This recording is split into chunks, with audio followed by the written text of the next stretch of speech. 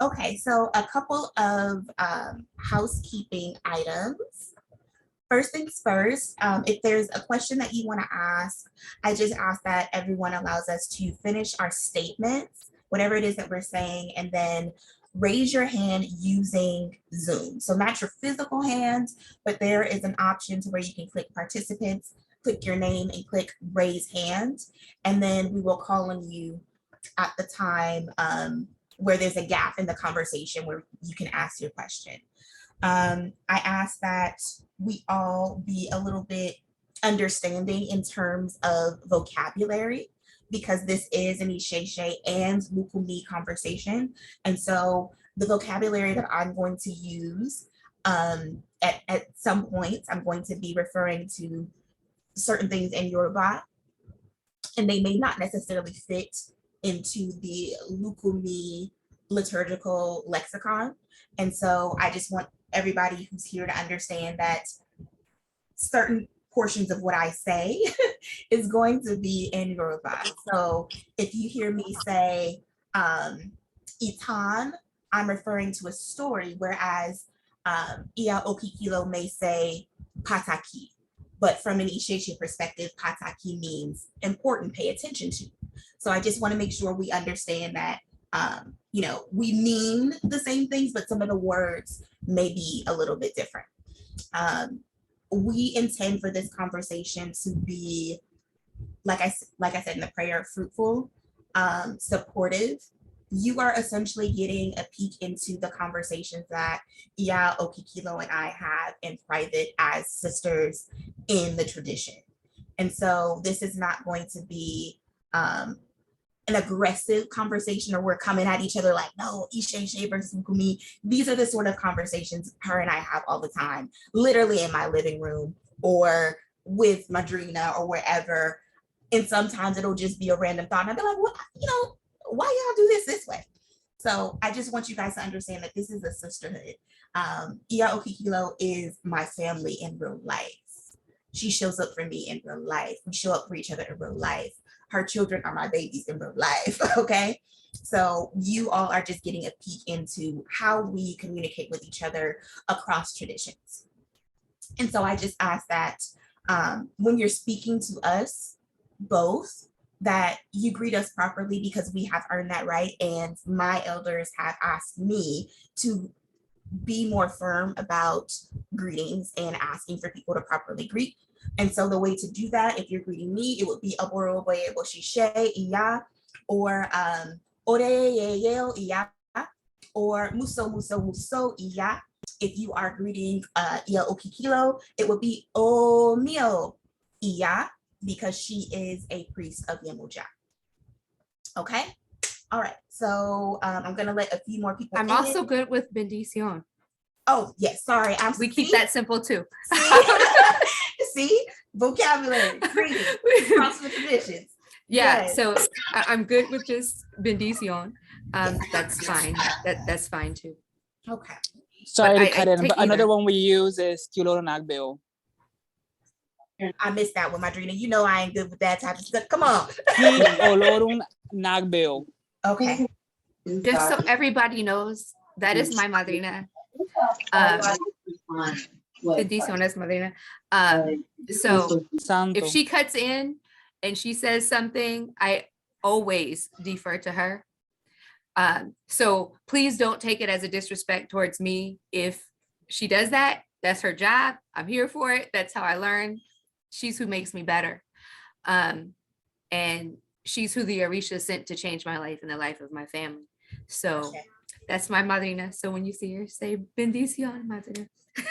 Yes, and my elders is janky and they ain't show up. So, yeah, I'm kind of on my own. But madrina is my madrina in spirit too. So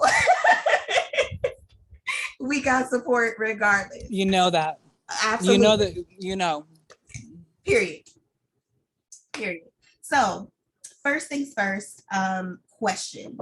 First question, and I'm going to always allow Iya Okikilo to respond first, and then I will share my Isese perspective. So,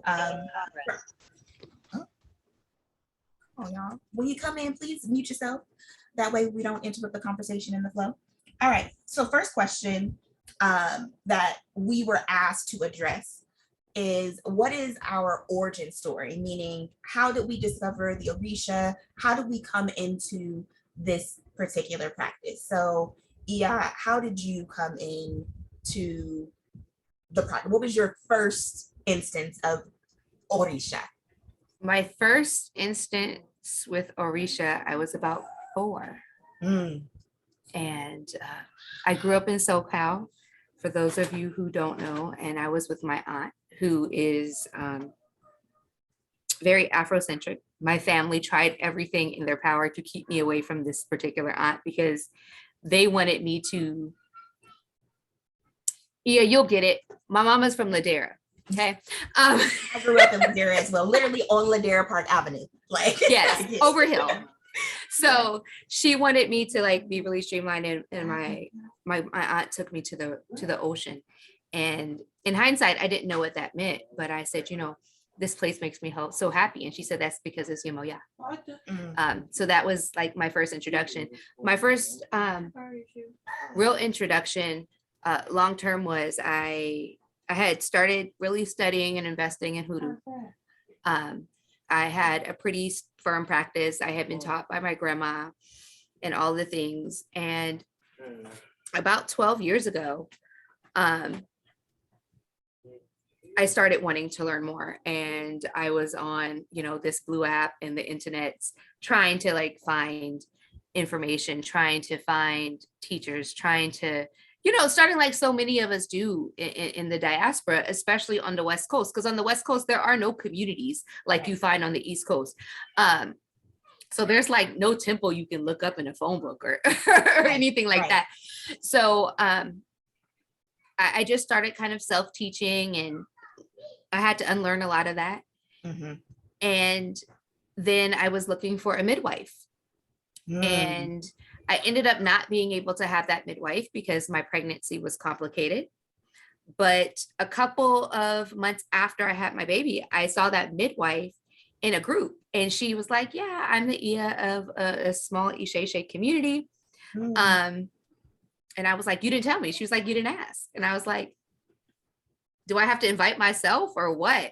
Like, so I invited myself over, and that is really what started my journey.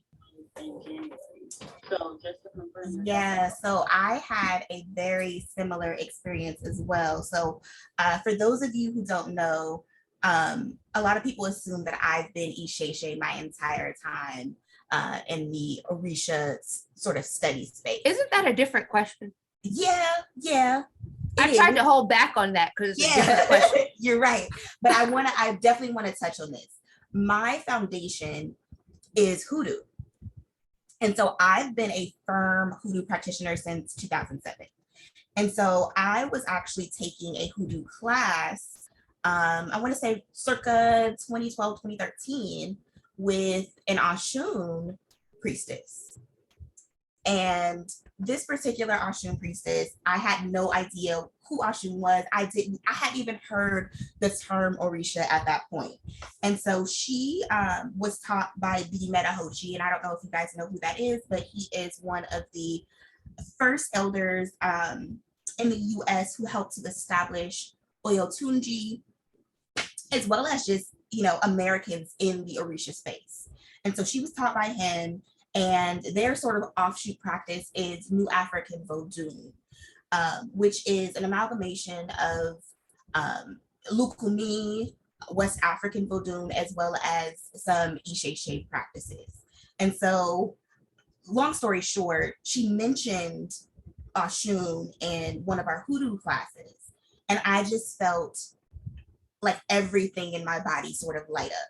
And I'm like, I don't know who Oshun is. I don't know what an Orisha is, but something's happening. And so we'll pause that. Remember, I was a hoodoo practitioner. So in the Botanica, where I was getting my supplies, one of the madrinas there, she's like, I think you may want to kind of pivot into Orisha. And I'm like, again, I don't know what you're talking about. And she's like, let me give you a reading. Gives me a reading. And she's like, she goes and gets a bunch of people like from the back. And she's like, oh, Rumila came down for her. Oh, Rumila came down for her. And so these two things were happening at the same time. They scared the hell out of me.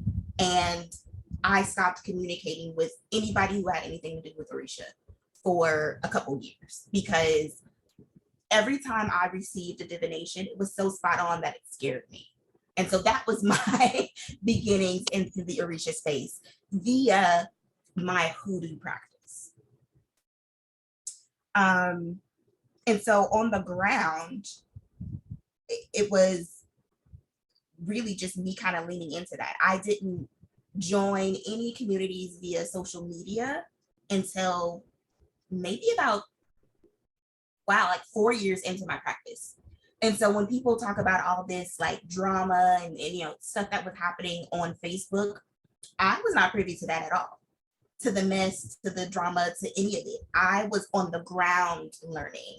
I was learning virtually from this Oshun priestess on like, I don't know, it wasn't Zoom back then, it was something else. And so I had no relationships with anybody else in the community other than the people who were in her Ile and people that I met through her classes. And so, next question, how did you begin in either Lucumi or Isese or both? What was your start and then where did you end up? I began in Isese. Most people don't know that, but I did. Because I wanted to be Isese so bad.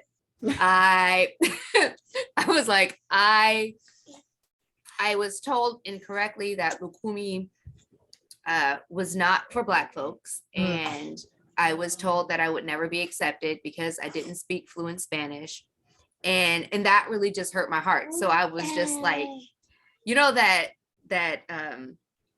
well, not the meme, but the GIF where they're like pushing all the things away. That's what I was doing with Lucumi. I was just trying not to be a part of it. So I joined the Ile of that midwife I was talking about, and it was time for a couple of my kids' Esentayes. And a Baba came, because when you have Esentayes, the community comes out, right? So the elder Baba there came and he was just like, this ain't for you. And I was just like, my feelings was hurt. My heart was hurt. I have a bunch of sores on here. Hey, sores. My feelings were hurt. My heart was hurt. Everything was hurt. And then he was like, don't cry. These other people are being initiated because they need it. You're going to be initiated because you're supposed to teach. And your house is in this house, but this isn't your house. And I was just like, that makes no sense whatsoever. So then the end of that night, this weird lady who about 5'11" comes up and Orisha comes down on her. And long story short, Ochun whipped my tail, like physically. I had bruises because she was like, you feel it in your head, but you don't feel it in your spirit. And like, she read me for filth and basically told me I was studying wrong because I was studying intellectual because I'm a student. And I was just kind of like shook for a really long time. Long story short, a couple of years later, my son had a need. My son is autistic. And at the time he was pretty much nonverbal. And my Ia was like, he probably needs to have a reading for Paulo. I don't do Paulo, go to my god sister. And it turned out that god sister was the person who whipped my tail. And I went to her to get a cleansing for him, like my mother said. And in the middle of that cleansing, my son started to talk. Now, keep in mind, he was like 12 and he would say words, but he wasn't like communicative. And his first phrase was, they're loud. They need to be quiet. They don't stop talking. And I was like, yo, what is this? So then we figured out what he needed to do next. And within the month, I was trying to figure out how to tell my Ia, this not my house. And I called the person who was now my madrina, and I was like, madrina, I don't know how to say this, but, and she was like, oh, we already know. Me and her already talked about it. Like, the spirit been said that. We was just waiting for you to figure it out. So I made that tradition, or that transition. And, you know, this whole time, my ancestors had been blocking me. Because I was not supposed to be there. And everything just kind of, as soon as I made the transition, everything opened up. My children got better. My son started speaking. I started feeling spirit instead of intellectualizing spirit. And that's when I knew, you know, home was, when I had a space where, you know, my madrina doesn't have kids, but she has kids because my kids have swings in her house. You know, my kids have formula in her house. And it was not a space where, like at my old madrina's or my old Ia's house, where I felt like, oh, I have to call, I have to make an appointment. Like in madrina's house, I was like, I'm coming over. She'd be like, I ain't home, but you know how to get in. And I realized, like, this is home. And I knew that Lucumi was home for me. So for me, I went to my elder more than I went to the tradition. And wherever she was is where I was going to be. For me, you know, starting off in New African Voodoo, it was because I am an intellectual and I, you know, have a very intellectual approach to my practice as well as a spiritual one. New African Voodoo just didn't have enough answers for me. I didn't know at the time, but I'm very, very much Elegbe. Egbe is very, very central to how I practice. And so I was not getting the Egbe answers that I needed. Although I didn't know that they were specifically Egbe, I knew that the spiritual side of what was going on with me was not being addressed in New African Voodoo. I felt like the Lucumi portion of New African Voodoo was very, very shrine heavy. It's like, let's throw a shrine at everything. You need Eshu, you need this, you need that, you need that. And I was looking for that internal practice. And so for me, I'm like, okay, where do I get that? And who's going to teach it to me? And so I just started praying, and it was like, bing, Isese is where you're supposed to be. So I started searching on YouTube, and I stumbled across this man who looks like he could be related to me. And I'm like, what the hell is going on? And he's sitting outside and he's talking about Ifa. And there's a fence behind him. And the way that the fence was designed, I'm like, that is somewhere in California. I have to reach out to this man. And so I sent an email to my now Oluo, and he's like, you know, come on by. And so I walk in, and he said something that made me feel like he was like from the LA area. Mind you, we live in the Bay, or he lived in the Bay at the time. He said something, and I'm like, are you from LA? And he's like, something like that. And then so we just started talking on a human level. And then he gave me my dafa. And essentially, Ifa said a bunch of things. Ifa talked a lot about my family. Ifa talked about my practice and my approach to Orisha. And it talked about my relationship with him.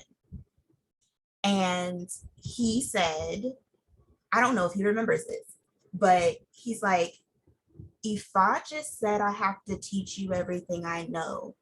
And I've never had this happen with a student before. I don't know who you are, but it's like we're going to be tied together. And from that point on, I pretty much spent every weekend with him training. And so that is how I made my way into Isese. And I'm skipping some stories. I had, you know, a teacher in between who consecrated my first shrine. She gave me my first official Ifa divination, which confirmed that I was supposed to be in Ifa, that I was supposed to be initiated into Ifa, that I was supposed to act as a priest in Ifa, but also teach in Ifa. And so later on, as I got initiated, all three of my Itas basically said the exact same thing. But the point is, I found my Luo via YouTube.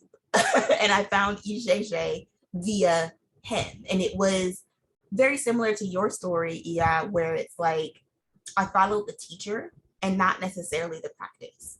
And at this point, I love everywhere and every way that the Orisha show up, but I am for sure Isese from the head down to my pinky toe. For sure. For sure. So yeah, we already kind of addressed how we found our teacher, but I do want to say I was suffering from chronic depression at the time, like very, very chronic. It was so terrible. I needed the Ori work that my Oluo put me through. And let me not just say my Oluo put me through, Ifa put me through. That first Dafa that he gave me, I had to do Ori work for 100 days straight. And then I went back to him and Ori said the same thing. We're not done. We got a lot of work to do. And basically sentenced me to another 100 days, to the point where as I kept going, I had an entire year of daily Ori work. And that is why I'm Isese. It's the Ori work and it is the Egbe work that literally saved my life. I was planning my own death as I made my way to him. And I'm getting emotional because I literally was like, okay, I'm going to take my own life in my car and I'm going to park my car somewhere so that my husband doesn't have to find me. It'll be somebody else. And da da da da da. Like I was getting extremely detailed to the point where I was scaring myself. And I'm like, this is not just a therapy issue. I had a therapist. This is something spiritual. And my Oluo saved my life. Period. I was at my worst when my mother came. Mm-hmm. Like, just like it was, I had to be at the point where being in the space of the humble student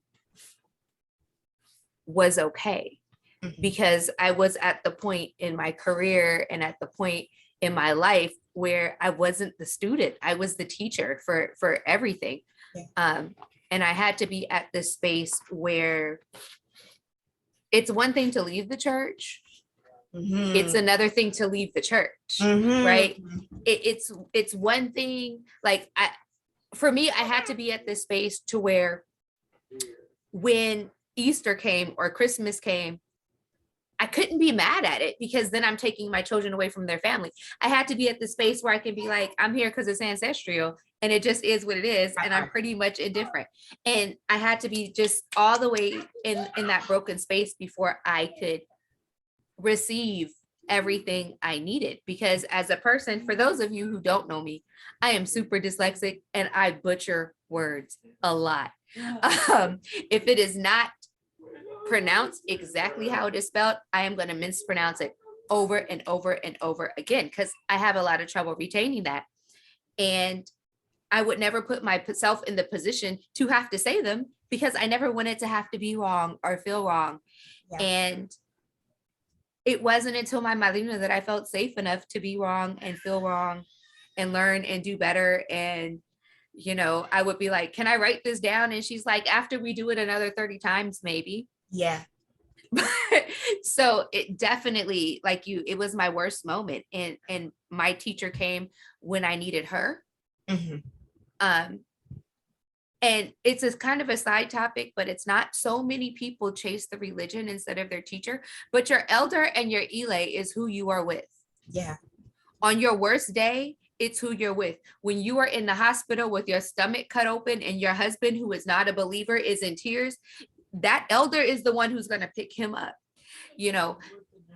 So for me at that point, which tradition it was irrelevant because I knew I needed her. And I knew that she had what was supposed to guide me and guide what ended up being my family. Yeah. Because since I came, like I have 4 crowns in this house alone, plus my sister-in-law. So things like change rapidly. So definitely, if you're feeling like my life is really rough, sometimes you will find that Orisha is because they're making space for you to be ready for them. Yeah. Yeah. Yeah. Absolutely. Absolutely. I so much of your story is so similar to mine. We've bonded over this, for a couple years now. And I've said it already, but like I said, my Oluo changed my life. And he was going through a life-changing shift at that time. Like his entire world had blown up. And it's almost like our Oris was like, y'all kind of need each other right now. You need to save her life, and she needs to bring you back into a space to where people trust and believe in you. And so, I feel that way about you. Do you? I do. Like I saw you online. I was like, she's gonna be my best friend. Don't even know it yet. So I like followed for a little while, and I would like make comments, and I was like, I'm gonna send a friend request to see what happens. And then you took it, and I was like, oh, we finna be friends. And I was like, oh, she's in the bay. It's on and cracking. That's literally how it worked for me and Baba. It was just like we had this relationship, and he literally became a second father to me. And I know people have, their whatever stories about him, whatever opinions, but he saved my life. So whatever your experience is with him or whatever was going on in his life at the time, it was almost like my Ori Ifa was like, no, you have something for him too. And we both acknowledge that part of our elders are human. Absolutely. And as such, they're fallible. Yeah. And sometimes we forget that because we hold them to an Orisha God-like standard. Yes. Like my Malina is younger than me chronologically. Mm-hmm. So there are times when I'm like, Malina, I'm talking to you as just an elder woman. Please think about X, Y, and Z, because we're all human, and sometimes in the spiritual communities, we forget that, and we expect, this perfect person. Yeah. And, like, what happens if you have an Ita and everything is Ire? You're probably going to die soon. So your life is not, it's not what we want. Perfection is not where it is, right? Yeah. Mama's laughing at me. Because it's true, though. It is. Yeah. Yeah.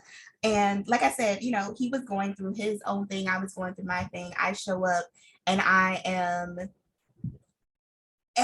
everything that challenged him at the time, right? Like, it was like, who is this girl where Ifa's like, you got to teach her everything, and she's depressed, and her family thinks that she's now in a cult. And so my dad, my actual father, literally flew out from Los Angeles to meet my Oluo and literally just questioned him for 2 hours. And so we sat in my Oluo's house, and my dad just like, why does she do this? Why is she doing that? Blah, blah, blah, blah. What does this all mean? And he walked out of my Oluo's house and said, I get it. This is actually what I taught you to be. And you leaned into it. But over the years, my father has gone back and forth, right? So I have maintained my practice and my relationship, since that time, where it was like, oh, my family is feeling some type of way, because I had finally revealed to them that this is what I was doing, although I was 5 years in. And so I just think about all of the things that were swirling around me at that time, and how my Oluo helped me to firm it all out. Like, he understood my type A needing to be precise about every single little detail, while also, being someone who literally holds spirit. Like, when spirit comes down, it is just, right? Like, leaping onto me. He saw both parts, and I respect him so much for that. Yeah. that's what I can say about him. But also around that same time is when I met Baba Adisa. And so after that first year of going through Ori work every day, I took an official class with Baba Adisa, and he interrupted the class and points at me and says, and who are you? And I get that so often in elder spaces. Wait, like, who are you? And he's like, oh, no, you got something. You got something. Who is your Luo? And I told him, he's like, I get why you're the way that you are. And we have had a relationship ever since. And so I've known Baba Disa almost as long as I've known Maya Luo. And they've both had a very large hand in shaping my understanding, the spiritual understanding of Orisha. So we've kind of touched on this, but I want to dig a little bit deeper. Like, why for you Lucumi over Isese? And how did you know for sure? Like, what was the moment, the one moment when you knew for sure you were in the right tradition? The moment I knew I was in the right tradition, or the moment I knew without a doubt all of it was 100% real? Tradition first, because we're going to touch on when we knew certain things were real. But I want to know, how did you know the tradition was right? When I met my padrino. So I had been with my madrina for a while. The process of leaving my old Ile and leaving the Isese house was hurtful. It wasn't easy. It was an emotionally invested process. At first, I came into the African traditional religions thinking I was looking for connections to Africa. I thought I was looking for motherland connections. But when I met my padrinos, I realized I was looking for community and I was looking for family. And when my padrino hugged me, like, so to give you an idea, my padrino is about 5'7", 5'8", 73. Is it 73, madrina? In his 70s, he will work. It's gonna be 72 this year. Yeah, he will work in Ocha from 6 a.m. to 2 a.m. I'm sitting there like, and he's like, "Come on." Okay, no, till 6 a.m. Till 6 a.m. Right, like I'm asleep and he's still going. But the moment he held me and was like, "Oh, Gundaran has told me about you, and you will be great Santa," and I was just like, "Okay," and that's when I knew I was home. His embrace made me know that not only was it the tradition I belonged in, him and Padrino Eduardo, I have two Padrinos, it was his embrace and it was Padrino Eduardo's laughter. Like when he laughs, spirit almost comes through. Like, because he talks about Orisha with such joy. Like there's just this inner light about the way he communicates. And I thought I was looking for, the reason I was so attracted to Isese is because I like the concept of classes, because we don't really do classes. Like if you catch a Lucumi class, take it, because it's few and far between. And it's probably somebody like me who has begged for that class, because generally you only learn via practice. And I'm an academic. It's not really how my mind works. But being and having the privilege to sit at their feet and to work for them, you know, when there was a ceremony, and to throw myself to them. When I threw myself to them and to my madrina for the first time, it didn't feel belittling. And it felt like a privilege to be at their feet. And that feeling was when I knew I was home, because there was a level of humbleness that I had never experienced in my life. And it didn't feel like I thought it would feel to be truly humbled. I thought it would be like a negative feeling, but it was just this feeling of safety and peace and knowing that I'm an extension of this lineage, of these people, of these crowns. And that's when I knew, like, that's it. I'm here, I'm home, I'm all in. What do you need me to do? And that's really like, that's how it started. It was like, all right, this is home. I feel that. It was twofold for me. It was the emotional space, but also the cerebral, because y'all know me. If you know me for real, like I am a nerd. At least people say so. And my Luo is also the biggest nerd. Like, he is like top 10 nerd, like probably the nerdiest person I know. Super cool, but hella nerdy when it comes to Ifa. And so I understand what you mean by that embrace, that the love that you felt. It was one day I did something, I don't remember what it was. And we were making omiero and he's throwing the ukulele. And like Ifa is like not accepting this damn omiero. And so it wasn't just me in the room, it was like my god brothers and a few other people. And he's like, I don't know what's wrong. And so he's like, okay, so who's supposed to contribute to this omiero? And he's going around the room. Mind you, he starts with everybody but me, because at this point I was super, super new. And Ifa says, at the time I was just Tish, I wasn't Fahinde yet. And Ifa's like, Tish is supposed to add something to this omiero and she's supposed to pray over it. And he's like, you again. Like, it's something with you. And so I do it, and it, he throws the ukulele again, and Ifa's like, yes, it's gravy. And he hugged me and he gave me a kiss right on the top of my head. And from that moment on, it's like, oh, this man is my family. He's proud of me. And it wasn't like I was looking for a new daddy. I got one. Like, I have a father. It was just, this is my spiritual family, and there's no doubt. And then on the cerebral side of things, for me, it was the Ifa meets Isen Orisha Ibole, meaning traditional West African Ifa, traditional West African Orisha, and me being able to spread my wings and do both. It's not just Ifa from an Isese perspective, and it's not just Orisha. I am definitely both. And all of my Itas say so. All three of them do. And so it was the learning the verses and hearing that that occult knowledge trapped in the Yoruba.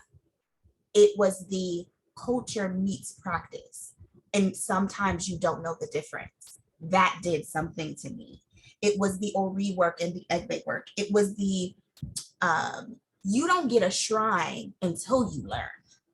I needed that. I needed the classes, the education, the hands-on, the oferere. Oferere is when you learn a verse and your teacher repeats. So it's oferere, oh, and then they give you line by line and you start learning verses that way. It was all of these experiences that I had with him that was just literally just feeding my spirit, where I'm like, okay, yeah, facts.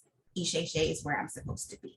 Like, the concept of not birthing two heads does not exist in Isese, because Isese literally is, you learn in your household with your family, and then you go out and you train. And so, side note, pivoting a little bit, again, the lack of shrines, you got to do the Ori work, you got to do the Egbe work, you got to do the Ifa work first, then you get a shrine, and then your family shares that shrine, right? Like, my husband, my little brother have all taken part in giving, offerings, ebo, whatever, to my Eshu, to my Ifa. We sat as a family and fed each other's Oris. Like, that is what I needed to shore up my family, the people that I love most, but also to shore up my Ori. And so all of those things kind of came from one person. Now, had he been Lucumi, that's where I would have been too, because he taught me all of those things. It was the culture, the language, being able to pick out and understand, oh, this is why we do what we do. In English, when we say we stoop to conquer from the Isese perspective, and being able to see, oh, in the culture, all of the front doors are lower in Yoruba land. Why? Because you literally have to stoop, and it's a part of the culture to greet your elders, but also to overcome a situation, we quote unquote stoop to conquer. It is literally embedded in the culture. And that is why I'm Isese. It's again, the cerebral, the culture, and the spirit. for me. And I know that is like way too much for a lot of people. For some people, it's you need to honor what's on this land and what's on in the diaspora. But for me, it was like my ancestors were like, no, you have to go to the very start, because your little mind will drift off and you want to know the source of everything. That's always my question. Like, why do we do this thing? I need to know the Odu as to why we throw Obiabata. I need to know the Odu as to why we have to feed our Ori. I need to know the Odu that says Ori birthed every single Orisha. I need to know the Odu that gave you your name. What is your Odu? Give me 4 verses so I can chant them. And I said that to my Oluo. That is who I am at the core. If you know me, you know I ain't lying. And I see my brother Judgbe laughing because he knows that I am obsessive in that way. And for me, Isese answered all of those questions, and it continues to do so. Madrina, you had your hand up. Sorry, I was just long-winded. Is she still here? Yeah, Madrina's still here. Okay. I think I'll give her a second to unmute. You know, that was me. I know. That's why I said all of those things. that was me. And my Madrina had literally had to take books away from me for about a year. Because it was too cerebral, and I had to learn to feel. So like we had the exact same intent, but we had the opposite need on how to get there. And that's why it's so important to find the path that's for you. Yeah. Because sometimes we work so hard to force a path that we think is for us. And the path is not like this. It's not like you're fighting inch by inch to get there. When you're in the right path, things open up, things align, you know, and it's just such a different experience when you're not fighting with what your ancestors want, when you're not fighting with what your Orvi needs, when you're not in constant battle with the things that are honestly above you, right? Yeah. So, yeah. I 100% agree. And I just hope that everyone who's present understands that when you lean into your ancestors, when you lean into the teacher who presents themselves to you, when you lean into your egbe, everyone who supports you, like Iyas just said, things will open up for you and you will know without a shadow of a doubt that you are in the right space. But just, you have to allow it to happen. You can't force it. You can't rush it. You can't, try to learn every single verse of every Oduifa. Like, that's not where you start. You start with that internal spirit, and your internal spirit, your Ori telling you facts. Because if you keep getting a bunch of resistance, that's your Ori being like, no. Right. Well, just like to take it to the church, because I'm sure a lot of people believe, like, don't block your blessings. Right. Because that's what is happening so often. Like, we're getting in our own way because I want to practice this and do this way, this, like. Right. And your spirit to be like, no, like, I didn't know. I had zero idea of why I was pushed into Lucumi until after. Mm-hmm. Like, one thing I found out the week before I crowned, and then the next thing I found out after I was crowned, and then it turned out like, wait a minute, I got people here. We went through Cuba. Who knew? Because I for sure didn't. Sure, have a marshmallow. So, yeah, it's really. This is very much a walk in faith. Yeah. And if you think the church is a walk in faith, these religions are a walk in faith, because it is scary. Because so oftentimes transitioning to any of the ATRs means to a level walking away from your family. Mm-hmm. And you don't know if they're going to come back or not. You don't know if they're going to see your piece and say, we're here for it, or if they're really just going to be the holy rollers who are like, you can never come back around. Right. You have to learn to be brave to wear your likes out, or, when you have to be in your whites, or when you have your hair covered, or to cut it off. Like, this is a walk of faith and a walk of bravery. And unless you know your people, your egbe, unless you know they're with you, right? It's not a thing that a human can do and stay safe. That part. And I do want to say, because we're kind of rolling into our next question, which is about what do you appreciate in the other tradition. So I want to allow Baba Isese to speak. Aboro Boshishe Baba, go ahead. And then we're going to roll into that question. Oh, I saw that. So my nieces, I thank you all for having this platform and doing this. I want to address just something just very clear to a lot of people. A lot of us are still dealing with cognizant dissonance, if I said the word right. And coming into this tradition, one of the things you have to be ready for is that you're going to be flipped upside down. What you think you know, you have no idea that you don't know. And what I would encourage many of you is to stay away from the books because they're going to misguide you, okay? I went from being a bookalawo to a babalawo in a matter of years because it is what matters the most. Stay away from the books. And just as Ori projected Orishas to their prospective towns, I also believe Ori has projected people to either Isese or Lucumi. Absolutely. As a person who was a staunch I started Lucumi, first of all, was a pastor, then immediately was brought into Lucumi and became an anti-Lucumi person. Let me tell you this, at the end of the day, what is working for your Ori will work for your Ori, stick to it. But at the same time, I think I would like to say to everybody, be open to either both sides. Listen, to this day, as an Oluo, I am now also a Babalao for several Lucumi houses at the same time. So they come to me for hands of Ifa and Isefa. So what I'm saying in essence is what we can learn from these two streams and these two great streams, one at the diaspora, one at home in Yoruba land, is that they both are doing great things in this world.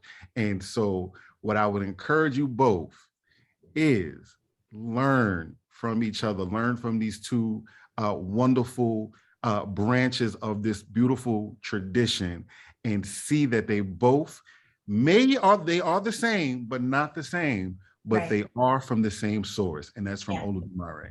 Yes. So that's all I can say to you all, and thank you. Thank you, Baba. Facts on facts. I love you, Baba. I adopted him too, y'all. I got in his inbox and I was like, "Your fiance's Uncle Baba, you finna be mine too." And he was like, "Well, okay."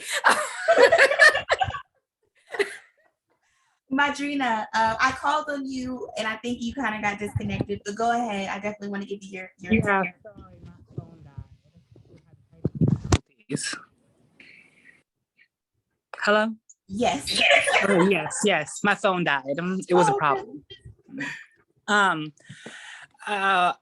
think I agree with a lot what Baba Isese said, is that don't try to learn from books. I know it can be difficult, especially if you don't have community, if you don't have elders and things, but sometimes what I've learned is I've been in the religion for now 23 years.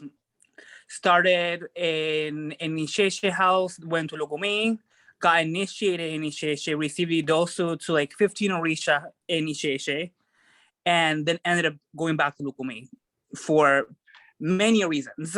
But like he said, is we say in Ocha, is that the head is what picks the house.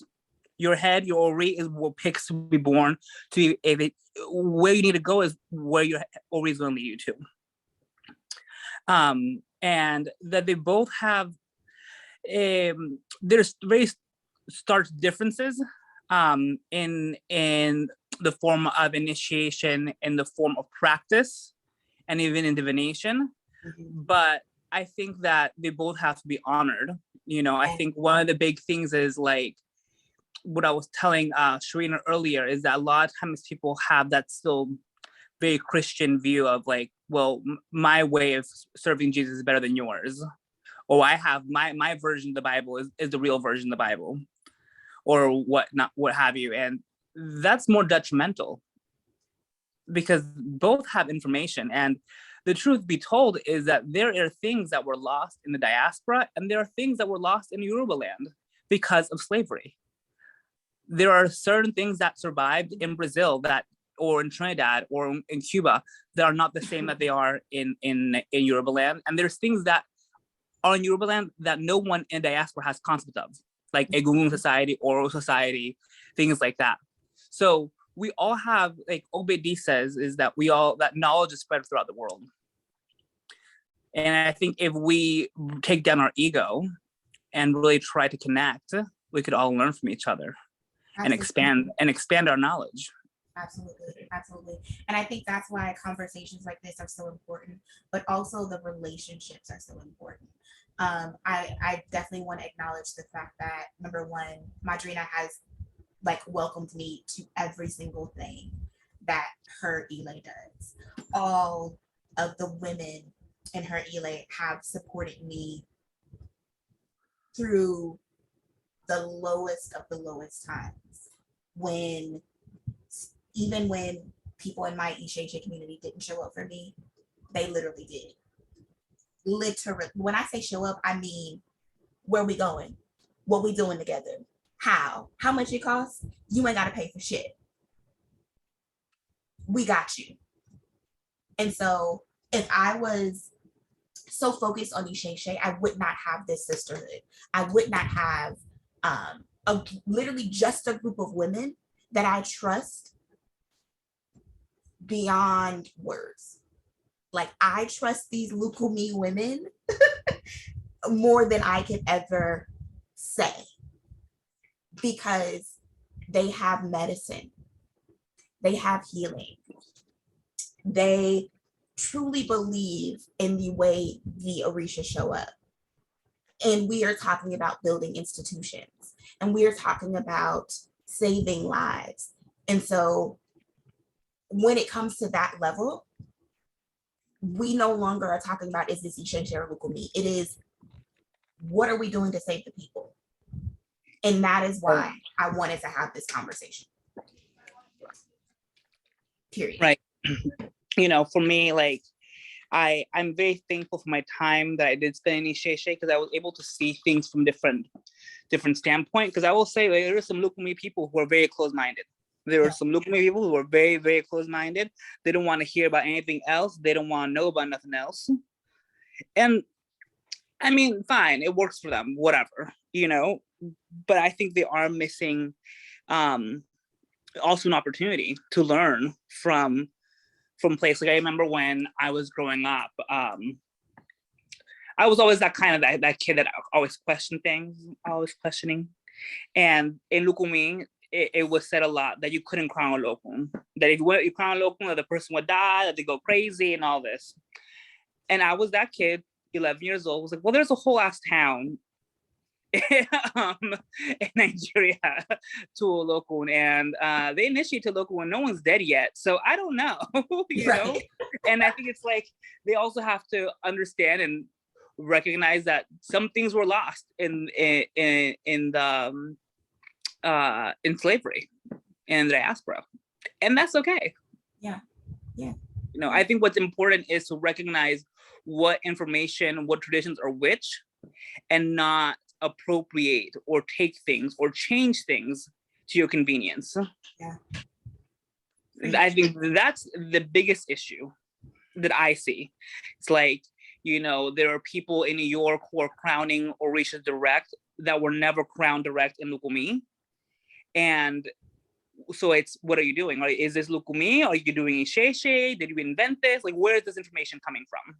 Right. Or at the very least, Madrina, acknowledge what it is so that your students know. Right. Like, when you see people who are like, they're Isese, but they're like, I got my warriors. I'm like, I'm confused, because sometimes their students don't even know that that's traditionally a very Lucumi thing. Right. And they don't even do it in Brazil. In Brazil, that doesn't exist. It's very Lucumi. Yeah.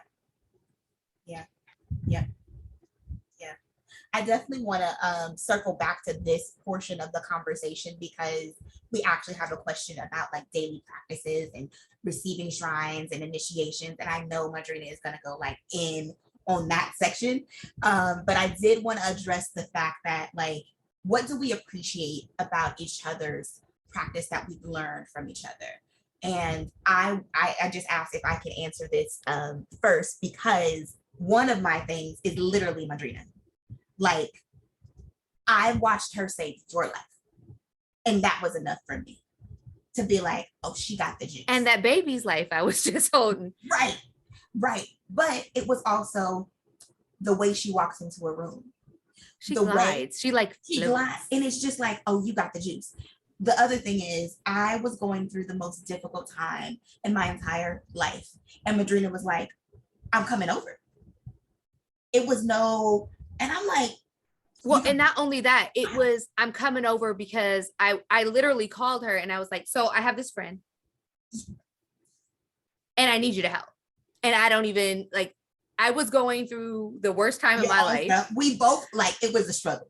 So like, I was going through the worst time in my life. I had like 3 god sisters who were in crisis. All of us were Yawos because, you know, Yawo year brings it out, baby. And I was like, I have this friend and I need you to help. And I don't know what she needs, but it's serious. And there was no question. There was no if. There was no Sharina Okikilo. It was okay on the strength of the fact that you're my godchild and you're telling me this and you're telling me she's who she is. I'm there. And I love that about her. She's awesome. I love it. I like, she showed up. And not only did she show up, she took me to her padrinos and they showed up for me. And so I will never, ever, ever turn my back on what Lucumi has done in my life, although I am a Isese practitioner. The other thing is Misas. Misas go crazy to me. Like, I appreciate the space to receive the messages, but also to give them, because Egbe is so vast, right? Like, even Isese practitioners don't always understand how we work Egbe. And sometimes the way that Egbe shows up and gives messages can be very, very scary for an Isese practitioner. But as an Egbe priest, oh, Misa is home. Like, I get to flex and I get to be like a cleanup person in the Misa, okay? Like, when we do Misas with Baba Adisa, it's like, he tells me ahead of time, let your Egbe do his thing. Let Ilode, like, call her before we start the Misa so it can go down, right? And so I like having that space to exercise that area of my priesthood because I don't always get a chance to do that, right? Like, clients literally have to hire me to dream for them, and then I get to do my Egbe thing, right? But in a Misa, it's like, no, you, Ilode said, boop, boop, boop, boop, and you, and you, and you. And then when Ilode stopped speaking, I'm done. And that's just it. I didn't even know I had Mortho that spoke. And she was like, yeah, you do. And I was like, and then one day they just started talking and I was like, oh, okay. Audibly, right? And so yeah, helped me to like exercise that muscle. But also, I appreciate how Itan's stories show up in Lucumi, right? Like, we all know that Odu are living and breathing energies. And once an Odu is cast, you are then contributing to that Odu. So like, okay, Obesa, a Babalao or Ianifa, whoever, or an Ilarisha casts Obesa, right? The moment that has showed up on the tray, on the mat, wherever, that story is a part of the body of knowledge of that Odu. And so the way that stories show up in Lucumi are very practical, but they are also very recent, right? It'll literally be, there's one Babalao in Lucumi that I have a relationship with. His name is Baba Fani Conchen, and he'll be like, oh yeah, Jose had this Odu, and this is what happened to him. We know that we contribute to Odu, but in Lucumi, it's like, no. Last year, this happened, right? And I get to do that within my family. Like, my little brother has had multiple Odu that have been cast for him, that were also cast for me. So I get to tell him the story. But like, Lucumi really, really captures that and continues to spread it. And so you have a whole community who knows what happened to Jose and Obesa. I appreciate that. Although essays are missing, so like verses, and there is esoteric knowledge in a verse, which I appreciate in Isese, I appreciate the Itan in Lucumi. So I hand it over to you now. I know I was long-winded on that one, but I just had to. I had No, to jump you in there and weren't. be like, Remember, Madrina's we're my both boo. nerds. Yeah. I appreciate the way you guys are educated. Like my Balina knows, like everybody who knows me is like, can I get a class? Can we teach a class? Can we do a class? That's why I started the book club, because there really wasn't anything and I didn't feel ready to teach like a formal class. But I really appreciate how education is organized and how it's really methodical.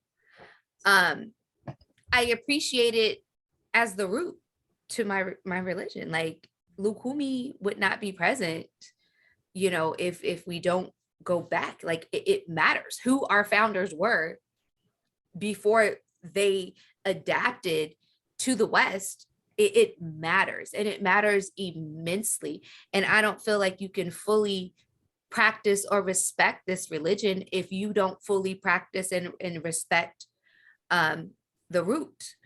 And that I have an immense respect for. I love that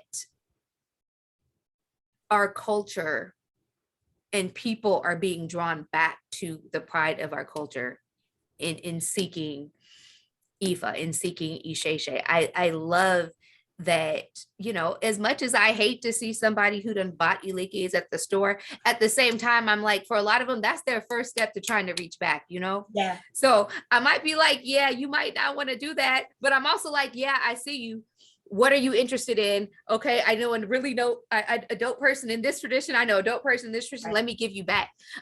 So I like that it has very much, because especially in Lucumi, there is no advertisement.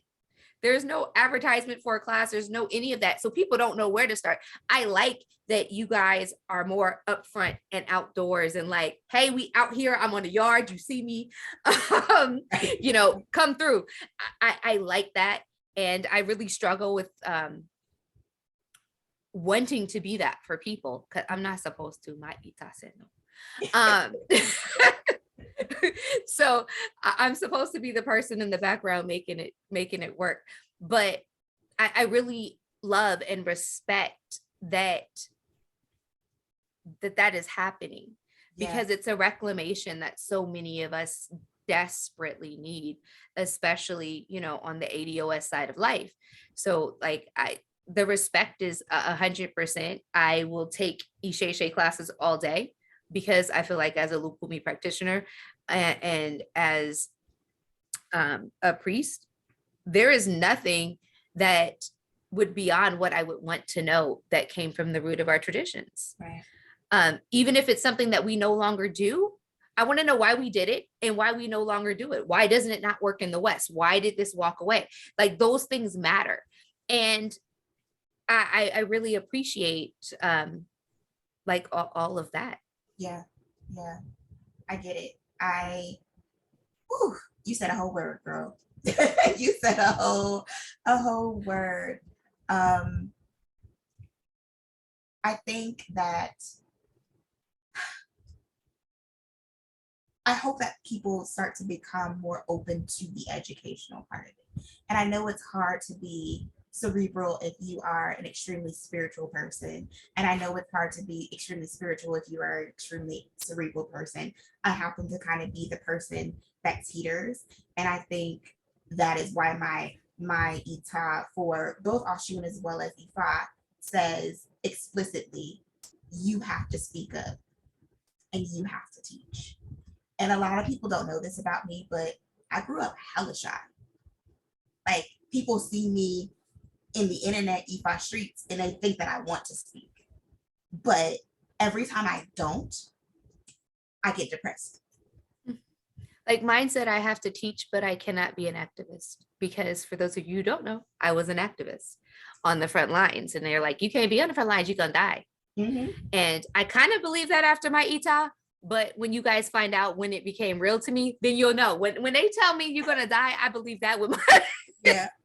We are not testing. And I have something similar where I can't join specific groups, I can start them, but I can't join specific groups. Yeah. Because in my ETA, it says that group will turn on me and literally kill me. Yeah, mine speaks to jealousy too, for the same reason that I'm not So when supposed to y'all be in the see front. me saying stuff and it's literally just like word vomit, it's because I've probably gone through it spiritually, like, oh, these words are literally eating at my body. Egbe is now pissed off, and now I gotta go make a damn offering because I've pissed Elode off because she told me something that I didn't tell somebody else, or I didn't tell the Ifa streets, and now I'm in trouble. It's not that I want to be out here in the Ifa streets. If Ifa said so, and I hate it. I hate it. I cannot stand speaking up. I cannot stand being on the front lines. I cannot stand being public. I don't want to be in this space, but my Ori chose this. And so every time I offer a class, please know, it's not that I want to, it's no, I gotta do that. So when did you know without a shadow of a doubt that the Orisha were real? Oh, baby, story time. So in 2020, I was chilling with my mother, and she called and she's like, Sharina. I'm like, whenever she says my name like that, with that, serious. So I'm thinking you need to crown. And I'm like, okay, next year, 2021, 2022, sounds great. She's like, how about October? And I'm like, it's almost May. It's the end of April. It's the end of April. Lucumi initiations are hell expensive, y'all. And I'm like, it's the end of April, and you know my husband he's getting laid off. His last day is coming up, and how we finna do this, Molly? And she's like, I don't know what happened. And I said, okay, we see. I don't know about that. I doubt it. We'll work on it, but the fall is not gonna happen. Mm-hmm. And she's like, mm-hmm. And that's what she just lets you believe that what you want to believe. So then we start making like baby steps, and I'm going to get scratched. And the night before I get scratched, I'm like, that pregnancy test has more than one line. Marlena, hi, I gotta tell you something. So we're pregnant. Can I get scratched? Am I supposed to crown? I know y'all generally don't crown pregnant folks. She's like, I'm gonna call you back. I gotta call Padrinos. And she's like, yeah, the Padrino said you have to crown, and it really, really, really needs to happen by October. And I'm like, what? No, this needs to happen before the fall. And Marlena does not say the word need lightly. Like when she says you need to do this, that means it is done. Yeah. So I'm like, okay. So we go get the crowning set up. The money comes. Don't ask me how, because keep in mind, my husband is laid off. I have 6 kids. I am pregnant on bed rest. So I am not working. And the money comes, and we pay the initiation in cash. So I'm like, okay, I see you. The week before I crown, my aunt comes over and was like, I found this necklace. It was grandma's. Your mom had it. And for some reason, it belongs to you. And it's this little teeny beaded pearl necklace with 9 white, 1 purple. 9 white, 1 purple. 9 white. And I'm like, 8 white. Oh, yeah. The 9th one was purple, right? Yeah, that was the pattern.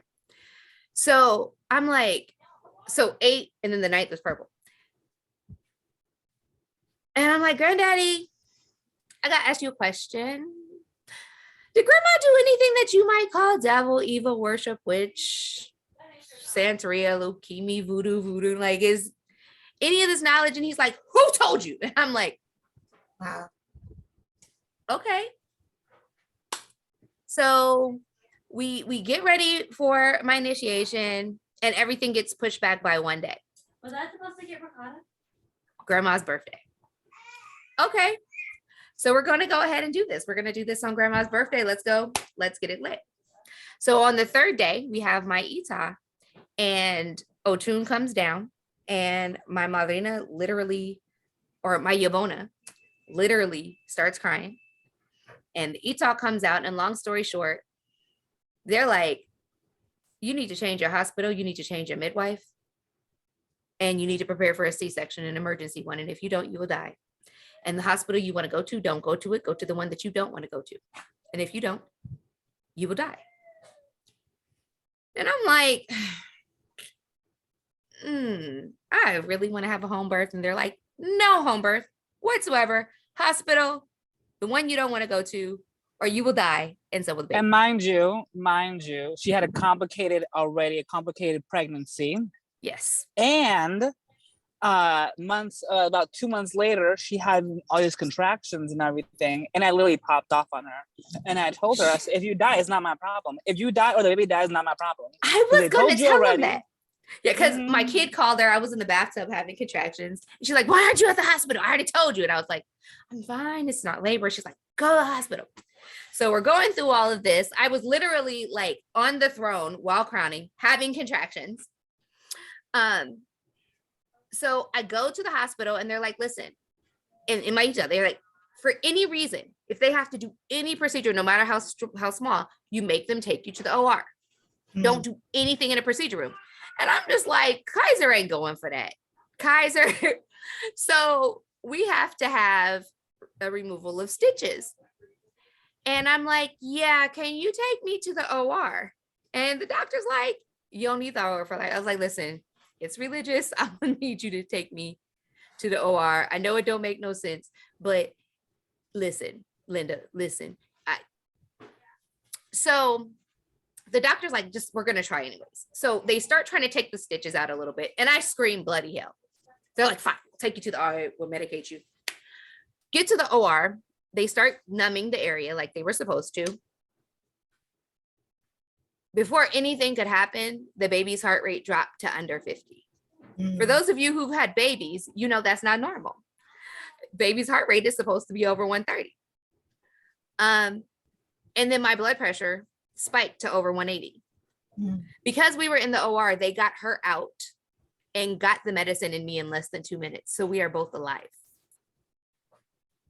When my husband called Marlena, she's a baby Ochun, because Ochun came down. The baby is Ochun. She's fully initiated Ochun. My husband called to tell Marlena, and she's like, C-section. And he's like, how did you know, Marlena? She's like, Shuri didn't tell you what her ETA said. And he was like, no. She's like, we knew she was having a C-section in October because Ochun told her she was having a C-section in October. It was that day that I knew without a shadow of a doubt, not only that this was real, but that they love me, that they took care of me, because I have an issue with imposter syndrome. I have an issue with feeling like I never quite fully belong anywhere. And in that moment, I knew that everything we had gone back to the couple years prior when we took her, my son, to meet Marlena, like, y'all were doing all this to save us. Right. And that's when I knew this is the rest of my life. Like I was already initiated by then. But it's one thing to be initiated, and it's another thing to be initiated and be like, this is the rest of my life. Like the rest of my life, I'm going to work as a priestess. And I'm not going to rush this, because the rest of my life, I'm going to train to being the priestess that my mother is, and to being the priest that my padrinos are, and to increasing the legacy that is my lineage. And in that moment, I knew, like, this is it. In the year, and it's been a year in 6 weeks since that day, 3 of my children have been initiated. My sister has been initiated. My husband is on his way. Look at God. I never thought that one was going to happen. And it's just that blind faith. There is nothing my Marlena can tell me or ask me to do that I may question it because I want to understand, to learn. But even if I don't understand it, I'm finna do it, because she has saved my life. She has given me my child. She has given my son his voice. And that is when I knew it was real. And not only did I know it was real, but I knew it was real because there's a lot of things I know is real, but I'm not sure if it's for me. I'm not sure if I fully belong. I'm not sure if this is my home. I'm not sure if all of those things. that's when I knew that not only it was real, but it was for me. And not for me on an exterior level, but for me to, this is the path of my life. So this is the path of my life, because Ochun gave me my child, and this was the child that I wasn't supposed to get pregnant with. I had a whole IUD, y'all. It's a child I was not supposed to get pregnant with. It was the child that, because I had an IUD, they told me we would lose before the end of the first trimester, so don't even bother telling anybody. This was the child that I started having contractions with at 14 weeks. And you saw her, big hair, all that. She's here, she's happy, she's healthy, she's blessed. You know, she's joyful. And I now, because of this path, have children who, man, if you've ever heard my 10-year-old pray, you listen to her pray, you know it's real, because she's a 10-year-old priest who can bring me to tears. So that's my story. It literally saved my life. We would be dead. And my husband, who before that moment, he was not a believer. He was like, if you like it, I love it. If it makes you a better wife, a better mother, a better you, I'm here to support you, but I don't internally believe. Now, if my mother is like Michael, so this needs to happen, okay. And he does that. He's a child of Ochun, so he's a bit stubborn. But he's on the path. So they saved us, literally, figuratively, spiritually. The Orishas saved our lives. My story is still being written. It's still working itself out as to how deeply I believe in the Orisha. But one very light story, actually two. I knew the Orisha were real the first time I heard my Lua call down Oya.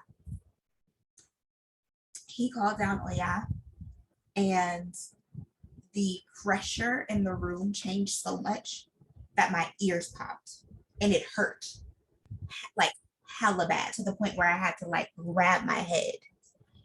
And that's when I knew, oh, somebody just showed up. I don't know who. I don't know what he's talking about, but somebody just showed up. The other moment was he was making a bow, and Ifa said that we needed rain for this particular epo. And my Lua made it rain in one space. In the middle of Antioch, California, it was raining directly over SU and nowhere else. And I was like, yo, like, all I could do was laugh, because I'm like, first of all, this man got the juice, but like, SU's real, this rain is real, I'm touching it, it's only raining right here, but if I go over here by this tree, it's not raining. Like, there's something to this. And that was enough for me. And then I go home, and mind you guys, I'm a dreamer. Divination in terms of dreaming is what I do. And so I have a dream of Oya and Shango basically ushering my uncle into a room.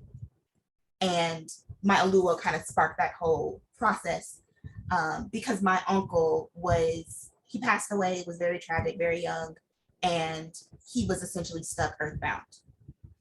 And so all of the work that my Alua had done earlier that day allowed for me to have the dream to see Oya and Shango support my uncle. And so Oya and Shango are the Orisha of our temple, specifically Oya, but wherever Oya is, Shango is as well. So that was my little bitty experience. I know that we said that this conversation was only going to be an hour, and we have gone over 30 minutes. So I'm going to skip a couple questions, because I don't want to keep you all too long, and I know folks got stuff to do. And I just hope that we are still capturing your attention. I hope we're not being too long-winded. I'm always trying to be cognizant of the audience. So I'm going to skip a couple questions and kind of get to our daily practices. What does the daily practice for an Isese priest look like, or an Isese devotee versus Lucumi? So yeah, I will let you. I think you should go first, because y'all daily practices are way more complex than ours. Okay. My response is gonna be, we don't do all that. So, the daily practice looks like this. You should be waking up ideally, before sunrise to pray to Ori and to be one with your Ori. And then we also have layers of calendars, which is all one calendar, but different days, different energies for each day. And there's a 4-day rolling calendar where if we are an Ifa devotee or a particular Orisha, we literally feed the shrine of that Orisha, as well as our Ori and our ancestors on that particular day. And so the practice is very intricate. It can get expensive. But when it comes to that daily or the 4-day rolling cycle, however you are observing the Isese style calendar, in the long run, that daily worship supports your Zafa and supports your Ebo. When I'm not doing my daily work, it shows up in my Ebo, and Ebo gets a little expensive. When I'm doing the daily work, Ebo be light. It'd be like $100. We only need a couple chickens. It's all good. And so this is why, not shameless plug, but this is why I teach the classes that I teach, so that people can be independent in terms of their practice. You need to know how to throw OB, even if you're never going to get initiated. Everybody's not meant to initiate. Some people are meant to be devotees, just like in a church. Everybody can't be the pastor or the minister. We need drummers. We need people who only sing. We need people who only cook for the Orisha and for the guests. We need people who literally go and fetch the water at super early in the morning, because for certain shrines, you need that early morning water and they need to know those prayers. And that is a specific person, right? So all of those things, you need to know how to throw Obi, even as just a devotee. That is why I teach Obi. Because on the Isese side, you're going to have your Ile Ori, you're going to have your Hand of Ifa, you might have your Egbe, you should have your Egbe. And you need to know how to throw Obi to those particular shrines. And so that daily practice is just super important, and it's integral to what it is that we do. That is Isese, your progenitors, which would be your shrines, your mother, your father, your Ori, all of that. So that is what it kind of looks like. And it's very, very family involved. As I said before, we share shrines. There's no reason for me, my husband, and my little brother to all have individual issues. I have 3 issues that are attached to my itas and all of that, but we do that as a family, and that is family time, and that is a big part of Isese. Yeah, I'll stop there. I don't want to go and be long-winded. So for us, we don't do all that. Our practice is less predetermined. Our daily practice. For me personally, my day usually begins with my Bovita, my ancestor altar.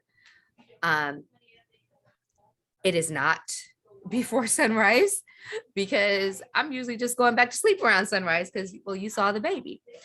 But I usually start my day and end my day spending time with my ancestors, making sure that they have what they need, making sure they have what they want, making sure there's nothing that they need before I go to sleep, or nothing that they need throughout the day.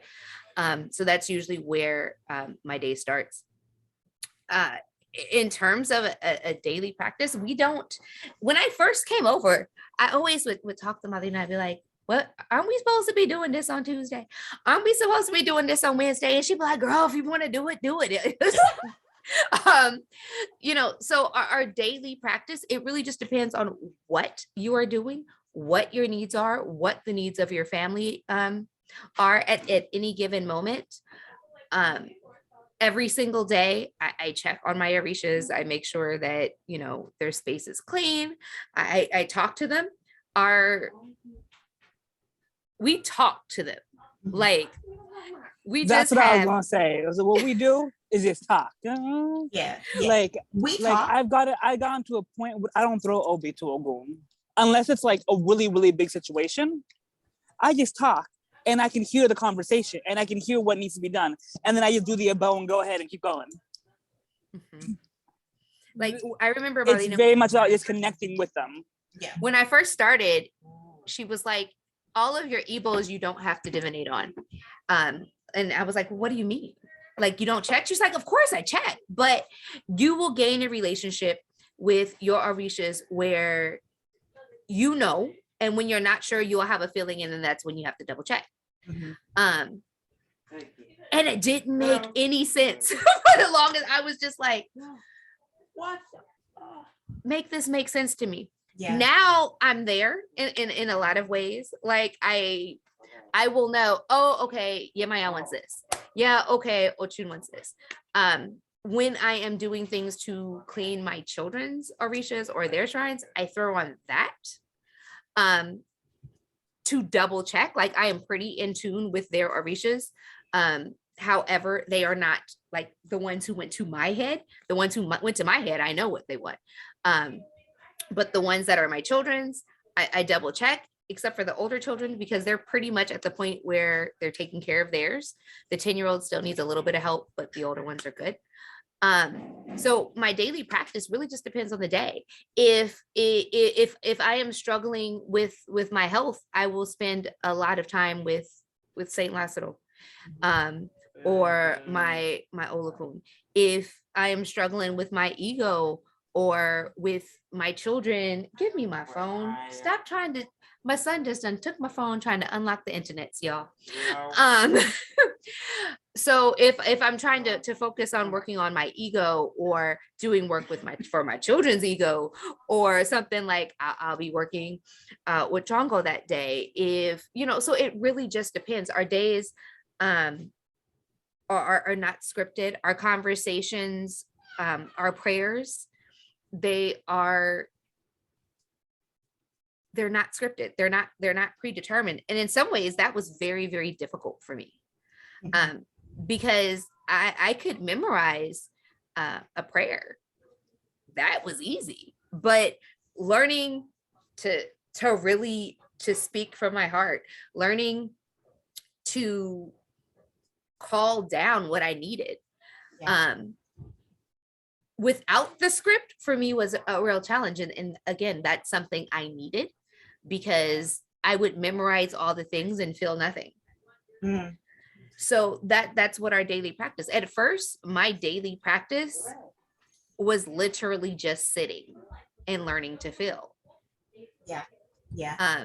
Learning to feel, learning to take up that space, learning to feel with those energies. And it's different for everyone. Like my 10-year-old, she will sleep with hers. She will just lay on the mat on the floor and sleep with them. Whereas Sydney, my 17-year-old, she kind of meditates with hers. So everybody's practice is unique, because all of our auras are unique. All of those things are unique. So for a really long time, I was looking for the scripted, this is what you're supposed to do. And that wasn't, it wasn't really a thing.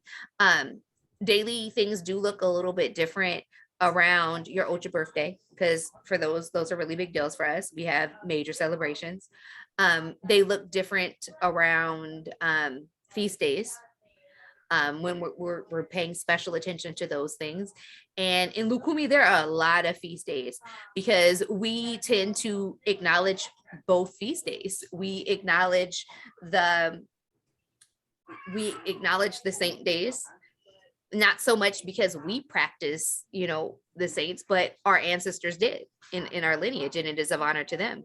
And we also practice the traditional days. So those days look a little bit different, but it really just depends on what you're going to. Madina?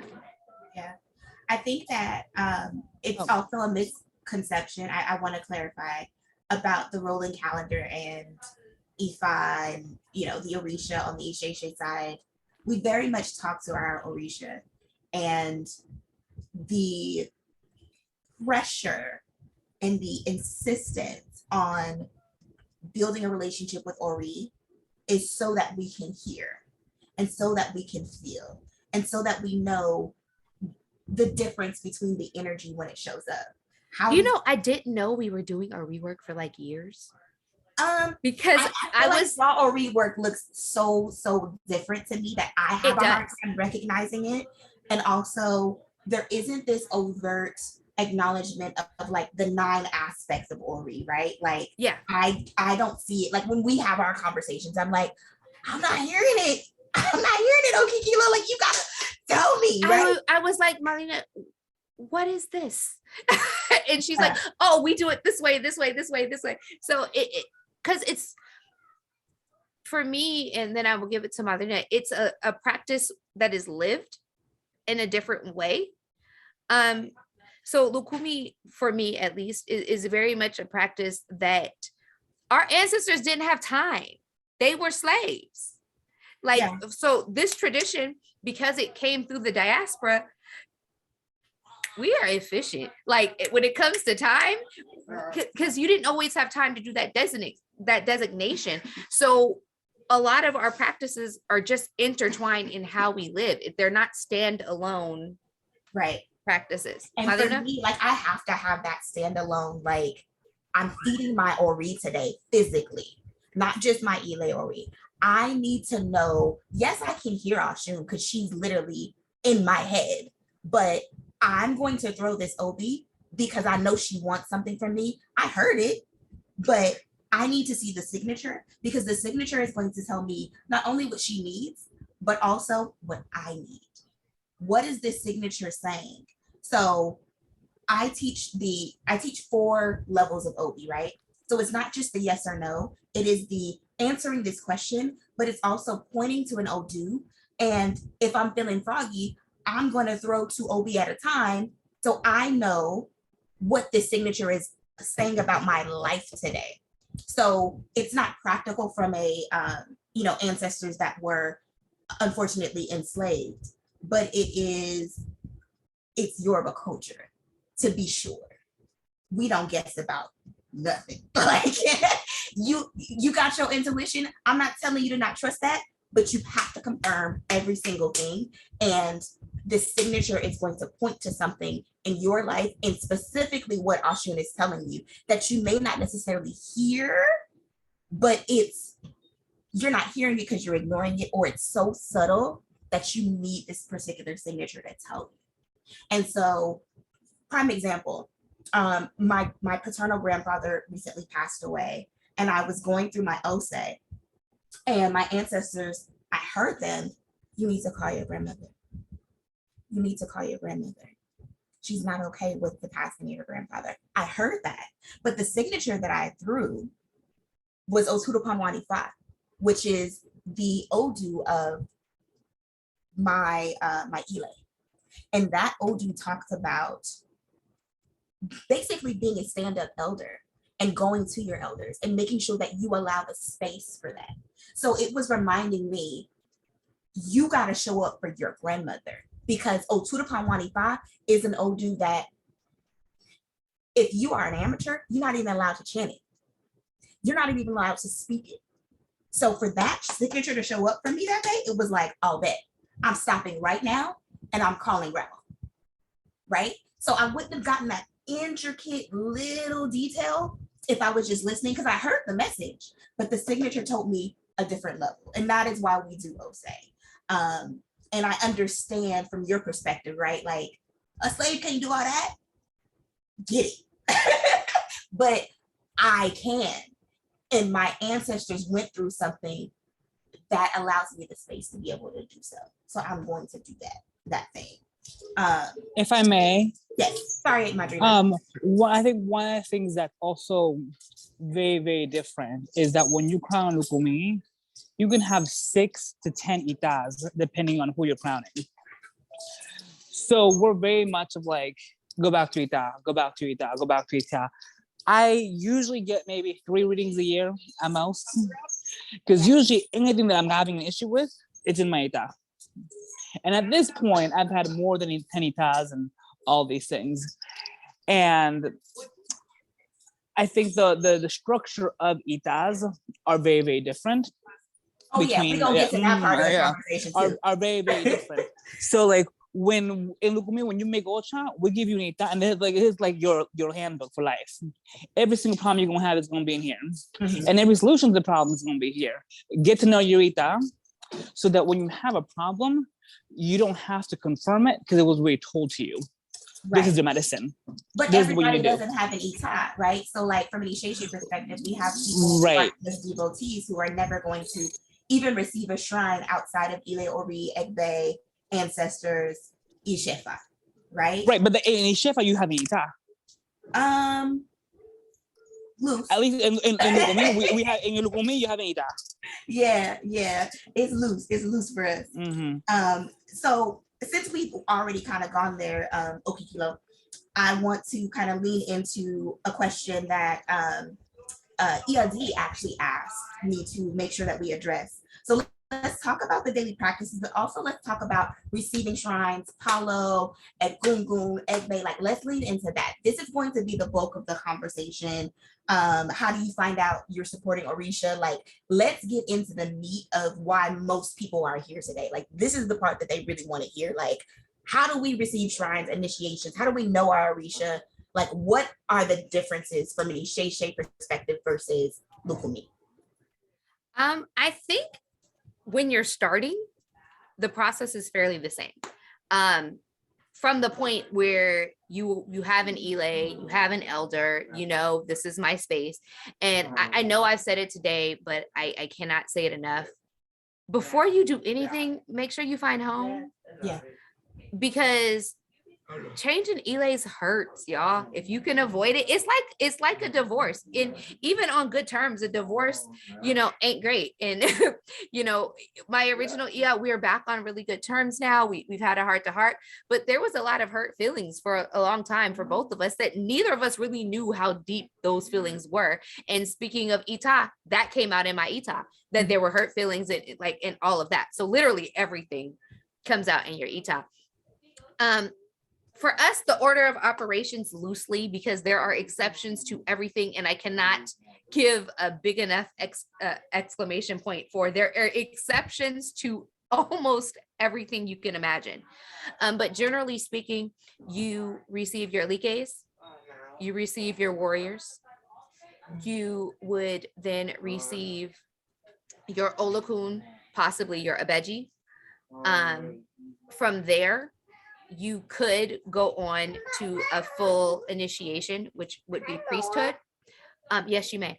There are some people who are only supposed to receive ilekes. There are some people who are only supposed to receive their olakun or their abeji. They're only supposed to receive their warriors. And any of those spaces are okay. And how you process largely depends on your house and on your ile. Even within your ile, it depends on who your godparent is in that ile. Like the one thing I learned about myself compared to some of my god sisters who we have the same madrina, but what we would do if we took a godchild is completely different, because we're completely different people. We have different crowns, we have different oris. So make sure not only do you find the right ile, but the right elder in the right ile for you. And that is the single most, I know people hate to hear that. That is the single most important step, because the right elder can make you or break you. Yeah. Right. Like if you want somebody who is going to teach you in super plain language, you come to me, because I'll be like, okay, so this is how it goes. And we'll go in depth later, but I'm going to make sure that you understand it on a practical level first and foremost, because I remember feeling like I heard everything you said and I gotta go back and get a dictionary, and then I come back and we figure out all the things that you said next week, because I need a little more time, because none of that was English, even though it was all English. So because that's what I wanted, that's who I am, like as a teacher. So finding that to me is steps 1 through 10. Like I cannot, overstate the importance of having the elder that teaches in the way you learn, or teaches in the way that you need to learn, because sometimes it's not what we think we want, but it's what we need. From there, everything is based on divination. Yeah, you can choose to have your likes. You don't necessarily have to have something that drops on the mat for that. But you know, after, I would say, warriors, everything kind of needs to have, you know, be determined by divination. Everything needs to be determined by Odu. When you get your head marking, you should ideally be in the position where you want to initiate, or at least willing to initiate, preferably preparing to initiate. Because when you have a head marking, anything can fall on the mat. Anything can fall on the mat. They can be like, listen, you are imprisoned by Ocha. You not leaving this room until you are initiated, because if you do, you will die. And as someone who almost died, when they say you will die, I believe it. You know, it could say you need to break up with X, Y, and Z. You need to change this part of your life. It sounds silly, but one of the biggest things I ever got that really affected my life, they're like, you can't wear black. And I was like, I look really good in black, man. And at the time, y'all, I was really chubby. So the black was like the go-to, right? So, and that was what I was required to live by until I had, you know, my next, until I fully initiated. And I had my full Ita, in which they took that away, thank God, because I like black. But that is really important. So when you go in to get your head marking, as at least on the Lucumi side, my greatest piece of advice is don't let that be your step one. Mm-hmm. Don't let that come before your Alikes. Don't let that come before all those other things. No, get your Alikes. Get to know your elders. Get to know the people in this house, because your Alikes, it's not that hard to make a transition after that. But if you have a head marking and a sign comes down saying you need to initiate, or a sign comes down tying you to that elder, changing that is a whole different story. Madrina?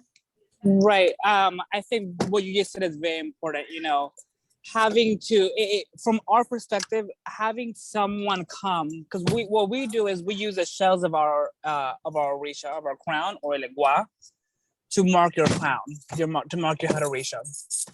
And once I do that for someone, I have a commitment now to that person. So just how it could tell you that you have to initiate, there's odus that tell the elder that they have to initiate the person for free.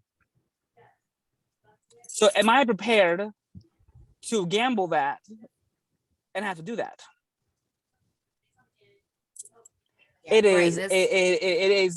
it is not something to take lightly, you know, on that aspect.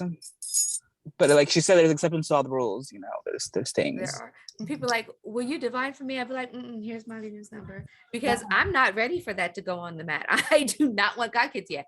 I want another solid year before I even really, you know, really go for that, with the exception of if my Malina says, Sharina, I need you to do this, or if something comes out in Odu where I needed to do it, because I take that, my godmother's amazing, and I don't want to be any less. I divine for 3 people: Baba Adisa, my best friend, and my little brother. That is it. I do not want to be responsible for a wild FO that I gotta make in my house. Like, Right. It makes me divine for him, you know, but he also taught me how to divine with Aaron de Lagoon. So it's like, you gonna get this knowledge, period. Now, when it comes to divining Ifa, like throwing in a Pele, casting Ikin, I've cast Ikin for myself, but I'm not going to cast Ikin for anybody else for at least another 2 years, period. Like, I understand. I think that's where Isese and Lucumi definitely agree. Like, we don't take the divination process lightly, because you are literally, somebody's life is in your hands at that point, especially if it comes down to Niku, like, or imprisonment. Like, that is serious. And so a little bit on the Isese side about like where we start, what shrines, all of that.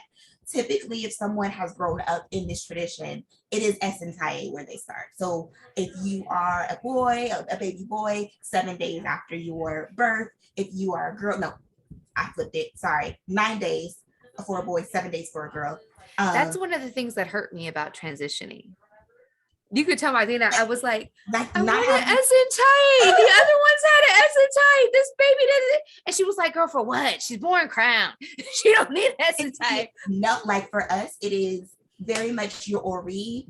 We take a look at that. If you're a baby, if you are, not a baby, Ile Ori is where it's at, especially if you have an Odu that's attached to it. Some houses do not give an actual Odu with Ile Ori. I say that is terrible, and I don't have no stock in the game. I'm a baby in this tradition, but if somebody asks me about Ile Ori, I'm telling you to get an Odu attached to that, because you can have your Itefa, you can have all of your initiations, whatever.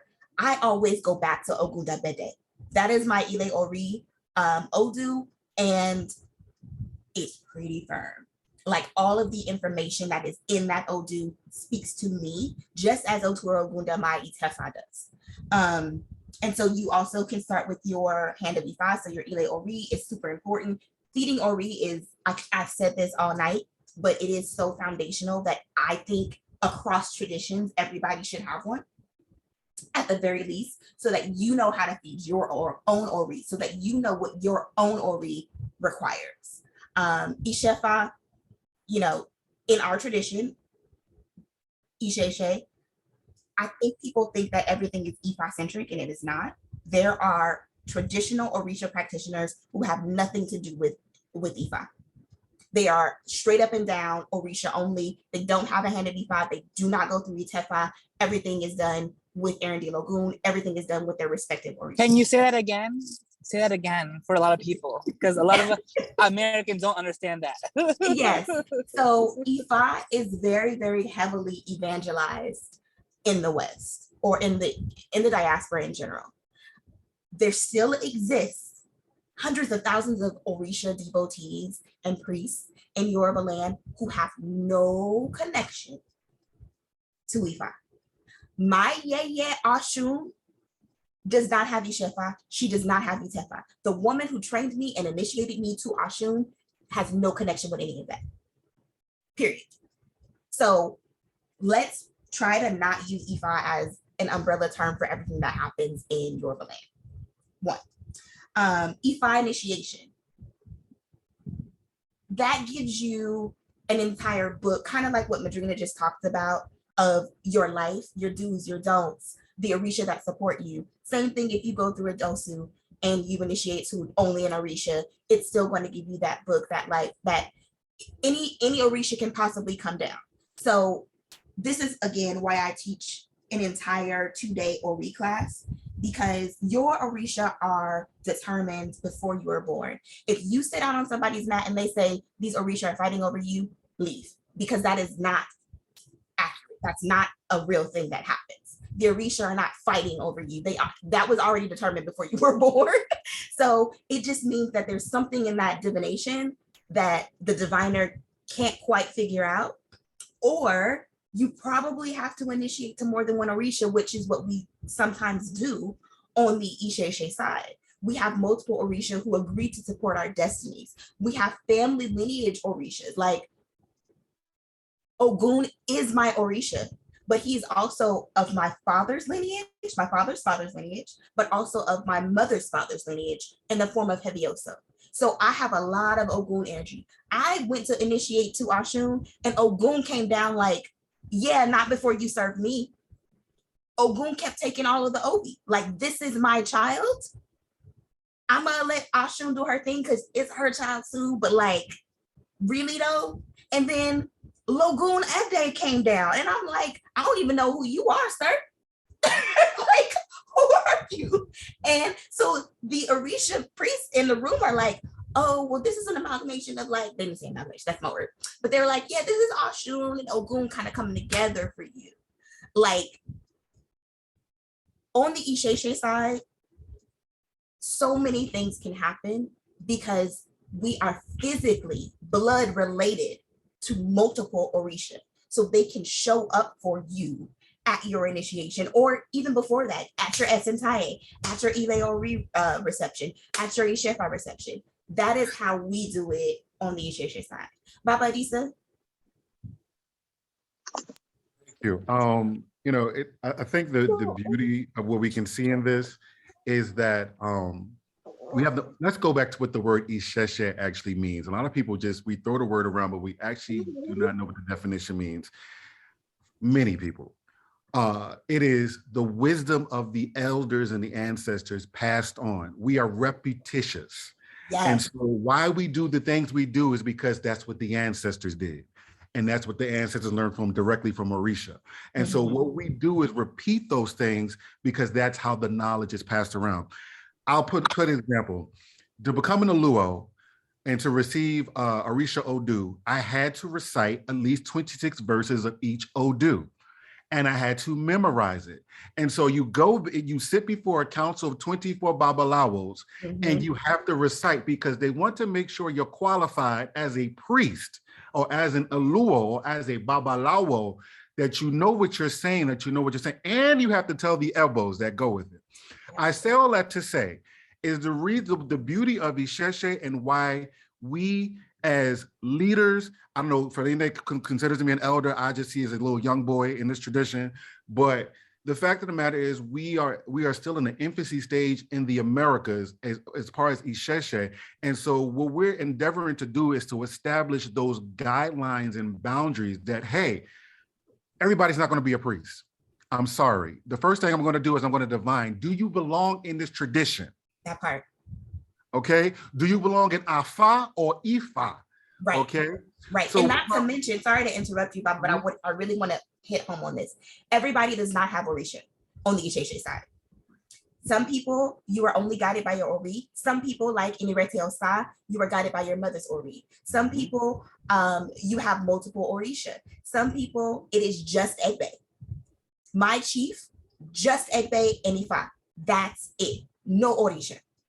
So from the Isese side, we have to be open and not have too much ego to where we think we got all the Orisha because I act like this and I'm a masculine man. Shango supports me. That is not how Orisha is determined. And I'm going to touch on this in the Ori class, but Orisha stand up for you based on what it is that you are missing. Oh, Ashun is like, she's not soft enough. She come in real hard and I need to chill her the hell out. So I'm going to go and support Fayinde because she be doing too much. And so Ashun reminds me, just chill.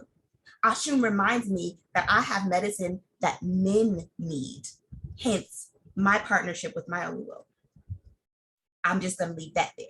I have partnership with Baba Adisa. That part. I have something that men need to see me, to hold me, to have access with, to efficiently be the Babalao that they're supposed to be, right? So I just wanted to touch on that and let everybody know from the Isese perspective, if I might say, go back to your father's practice, and your daddy might have been Jewish. Everybody does not necessarily belong in Ifa or Isenarishi. Okay, Baba, go ahead. So with that being said, we have to be mindful, and the first thing, Iafayende, is the Oyabona of our temple, and has pretty much put a little kick-ass structure in for me because, I'm last days ago, everybody gets a shrine. You get a shrine, everybody gets a shrine. So I had to stop that. Reason being is you're gonna get a shrine, you know how to take care of that shrine. Mm-hmm. We'll hold that thought. But the thing about it is we have to be mindful of, do they belong in this tradition? And so the first step is that we're going to divine and find out, do you actually belong here? Because you're not having your ancestors wake me up and tap me on the shoulder talking about bring my grandbaby. So there are things we have to do in steps. And I encourage people, the first thing is find a community that actually works for you, that's practical for you. A lot of people are in a lot of these groups. And when I first came in, I was in certain spaces, I'm not gonna name them, and you get mixed up and you get a lot of information. And you end up coming to my temple and I gotta clean you up. Yeah. I gotta clean you up because you done heard Ia blah, blah, blah say this and blah, blah, blah, blah, blah say this. And now you mixy. And so you think you gotta give popcorn to this Orisha and this Orisha is actually gonna pop off on you. So there's just things you have to really, I would encourage you all to really take your time. There's no rush. And if anybody, and please, this is a word of caution, please hear me. If anybody is rushing you to initiate, there is a problem. Mhm. Yeah. There is a problem. Okay. Listen, over in Yoruba land, you don't get initiated until you prove your training. Okay. Anybody, Baba Unga Bunga, is in your inbox talking about, let me initiate you for $14.99. Run, Molly, you're in danger. Okay. It is not initiation. First of all, being a priest is not all that in a bag of chips. It's cute and it's pageantry and it looks really nice. We can go to the festivals and wear your long dresses and your leggings and your beads and you look fly and you smell good, but it's not all that. Okay. It's not all that when you smell like goats at 7 o'clock in the morning and slay and things of that nature. You smell like chickens and all other stuff and you tired and your students ain't reciting things the right way and you want to make sure you in front of everybody you looking cute. So it's not cute. So please, I would advise you, don't be a priest. What I advise you to be is a great devotee and be great at it. That part. And so when it comes to like festivals, which Baba kind of just touched on from an Isese perspective, Orisha festivals are weeks long. They start with one Orisha and then they continue on. And so if you are really a devotee and you go and you show up for those festivals, like you are working. You are working. I have sat next to Baba Adisa for multiple dafas and he's like, what you got, Fayende? This old dude is on the train. What you got? And if I'm like, look, he's like, moving on. Right? Like you just, the study up front is what I appreciate. But one thing I wanted to touch on, Okikilo, is Palo. The boundaries of Palo. Where does that come in? Why do so many Lucumi practitioners also get scratched into Palo? How does that happen? May I? Oh yes, Madrina, go ahead. Please. Because I want to give a couple things here. One important thing is to recognize that in Cuba, there was a mixture of different races and traditions, right? And tribes. Many people have Congolese ancestry in Cuba. That being said, I think that's one of the main reasons why it became almost a standard for a lot of houses. But I will say that this is not a standard that is traditional if you go back to 100 years. 100 years ago, it was very, very, very separate. And in the US, you see this being much more common than in Cuba. And part of that is because Palo works fast. And especially in a lot of other Latin communities, there is a lot of already understanding of working with the dead, right? Where it's like in Mexico with Dia de los Muertos, there is already ingrained in the culture of the country of understanding of how to work with the dead and move within that realm. To a point that I would say some people become fanatics and obsessive over it. But it has Palo is something that not everybody, especially not everybody, should initiate to. Mm-hmm. It is something that you have to be called for. You have to have a full understanding of what you're getting yourself into and the person who's going to scratch you. Yeah.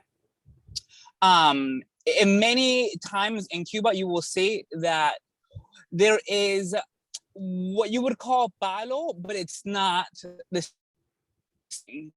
because it is common for people to have calderos espiritual, which is what they call soberano, a pot that is similar to an nganga, however, it does not have human bones in it. Well, it's something that you don't have to be scratched for. What works that is your own egun, your muerto that you were born with, is what moves it.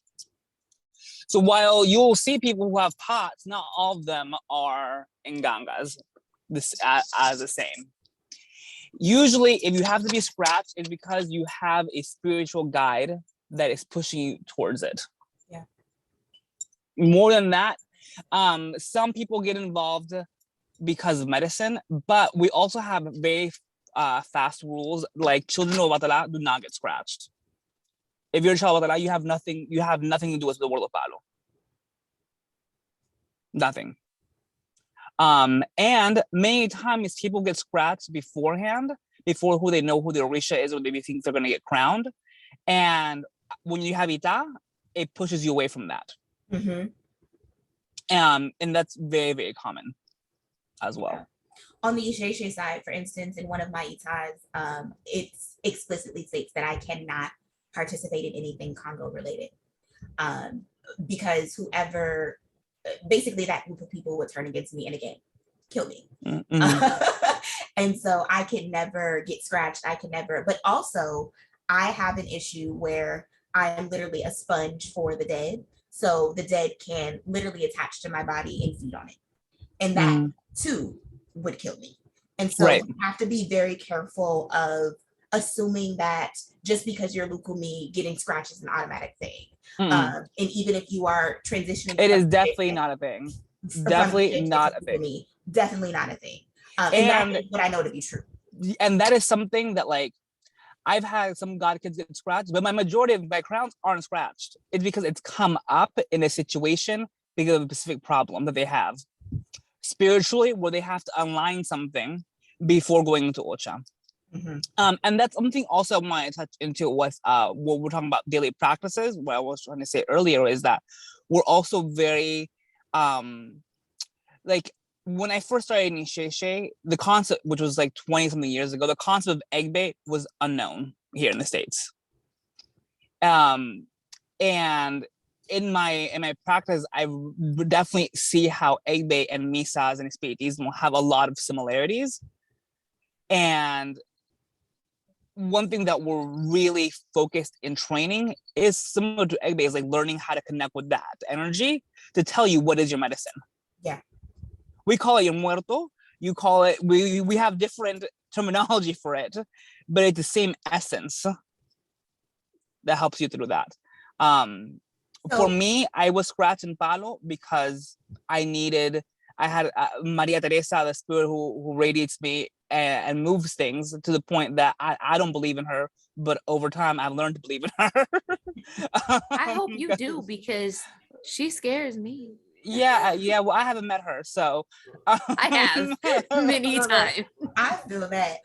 So, Madrina, do you feel like, and I want to ask this question in a way that clarifies things for some people. Do you feel that Palo is the answer to Egungun or Awan Alale, our dearly departed, our elevated ancestors? No, not at all. Not at all. Thank you. Not at all, because palo, the muerto, if you really practice palo, the spirits that you work with are earthbound. There are spirits who died tragically, who were rapists, who were killers, who were all these things. It is a warrior tradition. And the same how you make a pact for good, you make a pact for evil in palo. It is not for the faint of heart. It is extremely effective. The reason why I started working palo more was because I was tired of reading people with Dilogun, and having to have them as god kids. Like, Rachel was like, oh, they need to do this. Oh, they need to do that. And I was like, I'm not here for it. I'm here to help you solve a problem and leave me alone. She took me to Palo first, so now I know that. I'm like, I called my brother. I was like, I need a pot. I need a ganga because I'm tired of reading these people. And then they're like, you invest yourself in them as a godparent because it is a responsibility. And I was just not here for it. I was done. I'm like, I'm over it. Give me something, a tool that I can resolve these people's issues and over time get to know these people before Orisha sending me out here trying to do all these other things for them. One thing I do want to add, because I don't even know that Malina realizes she does this, that is really, really important, because a lot of us in Lucumi do have a multi-traditional practice, right? It is important to know where your boundaries are so you are not convoluting them. Yes. Like we have a strict policy in Lucumi that you can't, if you work Palo today, you can't work Ocha today, the same day. One or the other. You can't mix those energies. Right. Same thing, like we don't wear our likes in Misa. So you are constantly learning. Like, for example, when I first came to Madrina, I had a problem. And I was like, so Madrina, how we fix this? And we went to the Nganga And she was like, they said don't do nothing because they got it. And I was like, what? And she was like, one is going to be sick, one is going to be tired, and one is going to have fire. Sure enough, it happened. So then later on that day, there was another problem that I wanted to address. She's like, oh, well, we're just going to do X, Y, and Z. And I was like, okay, is that Lucumi? Is that Paulo? She was like, no, girl, that's witchcraft. Like, but the whole thing was every compartment is what it is. And we respect the traditions. And although Lucumi is generally our primary tradition, we respect the rules. And the goal is never to mix them, to convolute them, to dilute them, to do any of those things. They're all held in reverence. And the problem comes in these internet streets when you see people trying to take their De Lagoon to their Nganga, and trying to wear their iliques in the misa, trying to say that you done got called down and you mounted by Ochun in the middle of misa. Like, this is not how it works. So it's not how any of it works. So it's really the shade of that comment, God. But it's true, if you ever go to a misa and they tell you need to get crowned and you're a child of this, that's a lie. Bull. It don't work that way. Bull. And Madrina, repeat that again, please. I need people to rehear that. Madrina, go ahead and repeat that again. If you ever go to a misa and they tell you need to get crowned and you're a child of this Orisha, it's a lie. If they read you with tarot cards and they tell you you're a child of this Orisha, it's a lie. It don't work that way. Now, in a misa, they could tell you have a spirit that has a lot to do with this energy. Fine. Up to that point, I'll accept it. But more than that, no. Same in a misa, they can't tell you get scratched. They can say you should go see a palero and find this out. They can say go to the Nganga. And I will say, look, speaking about Maria Teresa, I don't know if it's a blessing, curse, whatever, but I've learned to love her. And because I, for years, did not want to mount Egun. I was terrified of mounting Egun. I did not want to know him, nothing to do with it. Because I was like, I don't know you from a hole in the wall. Who are you? And you want to come into my life? I don't know you like that. No, we're not doing this. Until one day I went to a cajon for Egun, a drumming for Muertos en Palo, and I saw her present herself to me. And she basically walked up to me and then went inside, and I blacked out. And ever since then, it's been a whole other situation. But when she speaks in misa, the same thing she'll say in a misa will come in a Godchildita. So is it? I don't know. I can't quantify it or understand it, but there is a lot of people who use misas and spiritismo and palo as a way to put fear into people and to get them to do things, and that's not how it goes. Yeah. And one of the stories I wanted to share about crowning people, also, if someone is eager to crown you, think about it this way: they don't know enough. And I'm gonna tell you why. Because last December I crowned a godson of mine, and in the registro de entrada, which is the reading that we do before the ocha, to see how everything is going, an Odu came that said the life of a godparent is in danger by crowning this crown, because a big crown is being born. They sent me to go do a whole bunch of bows, did all my bows. 2 days before the Ocha, I was driving on the freeway, and I was the only car there, and then the 2 cars drove by, and a shootout started. And I was caught in the middle of a shootout. Wow. And if I wouldn't have done a bow, I would have been dead. Yep. Crowning someone, doing Ocha to someone is not a joke, and not something to be taken lightly. And if a godparent doesn't think about it twice about crowning somebody, they obviously don't know what's at risk. Yeah. You are playing with energies. It is not a joke. Like, I have watched her be drained. Yeah. Which is why, like, I'd be ready to fight over my mother, y'all. Like, you ain't never seen smoke like the child of an elder whose job is to protect them. That looks weird. Can I open it? No, that's mine. Oh. So that's one thing. Another thing to really note about the differences is what you are in Palo is not necessarily what you are in Lucumi. Like, I am not. I'm a Mama Chola, and that is not Ochun, nor am I an Ochun. I am a Yemaya. So that is important to note because people use them. They are not interchangeable terms. They are not interchangeable energies. They are different, and they deserve to be honored and respected as different. If you are in the Palo tradition and somebody is in your inbox trying to tell you all the things, don't believe them, because I am scratched and I don't know nothing. And it's such a secretive tradition as well. Like, you really have to be, trained for understanding and actually working Palo. You can be scratched and not working.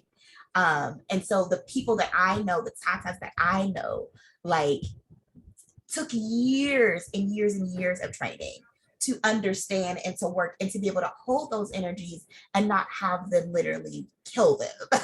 Right, hold them and not have them hold you. Like, I was told like that it would probably be a solid decade. Yeah.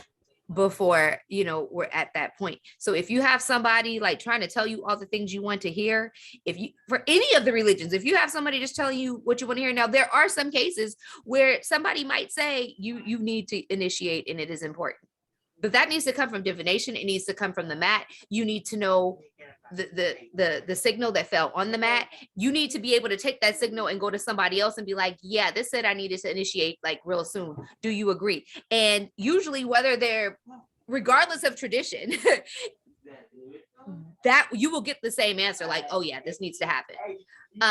If that's not the case, if you haven't been on a mat, if it happened over the phone, if it happened on the internet, if someone did it with the tarot, all of those are a firm no, and none of those are not, because I'm a beast on the tarot, but it's just not the same tradition, and they're not to be interchanged in that way. And one of the things that we have to do, and I think especially as diasporic Black folks, we want that knowledge, that those things that we're missing so bad, that we have an entitlement that we shouldn't always have, because nobody is entitled or required to teach you. Nobody is entitled to fight you for your own salvation. Nobody is required to take their time to love you. It is a privilege, and y'all don't see what these elders are doing behind the scenes for you if you are not a client. And the key word is if you are not a client, which is why you need relationships before you go into these ceremonies. Because I've had major issues in my life with my health, like after the emergency C-section, where I call my madrina and she's like, baby, the EPO was already done. Mm-hmm. And I'm like, what do you need? She's like, nothing, don't worry about it. It's done. I'm your godmother. And if you want to be cared for in that way, at the same time, you have to care for other people in that way. You have to care for your madrina in that way. And sometimes you even got to be like, move, get out the way to protect your elders. So like one of the things that I do in my house. When I was in Cuba, Ogun came and they had a drumming, and Ogun came and told me, even with my own god kids, said, how many people have you have come into your life and they were on the street, they're living on a couch, and now they live better than you, and and those people can come see you and come see me in your house. Yeah, so like and it's true. It's like, even with god kids, a lot of times people don't think of what is the struggle of an elder, the things we got to go through to make sure you fine. And you want to be the godchild who attempts to take care of your elder, even if it pisses other people off. Like, I took the schedule. I was like, this is what we finna do. Madrina don't have to text all 52 of you.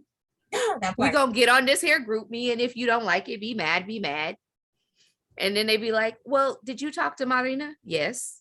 Listen, I have been dragged. When I say dragged in the Ifa Facebook streets for aligning with my Uluo, I mean, like, she don't know nothing, and warning number one, she has not studied and she has not been trained, but my elders say different. Right. But And my elders say different. And the Like way that I people- perform, come get this work then. If you Right. think that I did not sit on a mat for 4.5 years every weekend to be trained and to go through an official apprenticeship, you can catch these hands in the actual street. And the real problem is I'm how many tired of these of defending myself. went ahead and bought a title.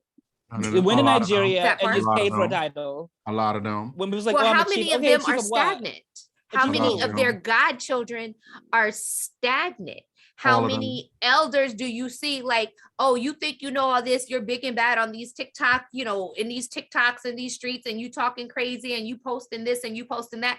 But how are these spirits showing up in the lives of your godchildren? How are these spirits showing up in your children? Are your godchildren living the path, or are they just sitting here on the internet? Right. Because if you're dragging me, meanwhile, I taught your godchild how to throw OB. Oh, come on now. Okay. Hold on. That y'all. part. Hold on, And, y'all. and your godchild. Hold on. Read Maluo's books. Hold on. Oh, but you don't like him though. This Let me is not what, get this- messy. But this is the prime example of why it is important for us to have these type of forums and why we need to have these discussions, so we can set these boundaries. Listen, if people don't have boundaries and guidelines and understanding, they're going to be like wild horses. And so Right. what is a wild horse? A horse that you could never tame. You can never domesticate that horse. This is why, even amongst my own students, they have to go through Fayende before they get to me. You can't do no training. I'm not teaching you no Opuele. I'm not teaching Era de Lagoon. You have to go through the preliminaries to get to me. And I don't want to get out my face. Go to your Oyabona, get your basic trainings, get your intensive basic training, and then come to me after for training, because I'm not going to waste my time, because you can't even chant Odu to me. So what are you in my face for? Right. Now the challenge is for the students is like, when I'm doing DAFA, my students are going to be on the mat, and you better know what you're talking about. That part. You better know what you're talking about, because we are divining somebody's life.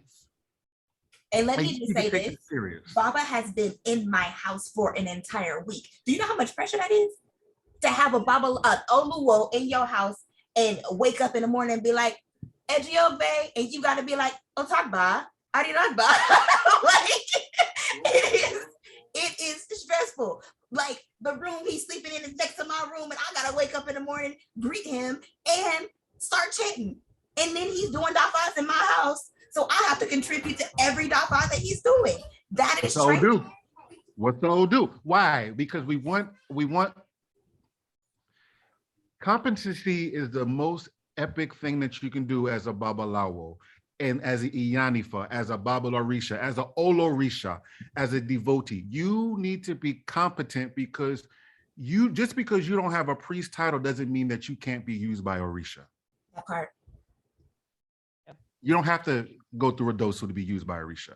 I think it's also important equally to learn about the exceptions, because so much of what happens is people get to know the basics and they don't understand that these religions are whole, complete, and complex.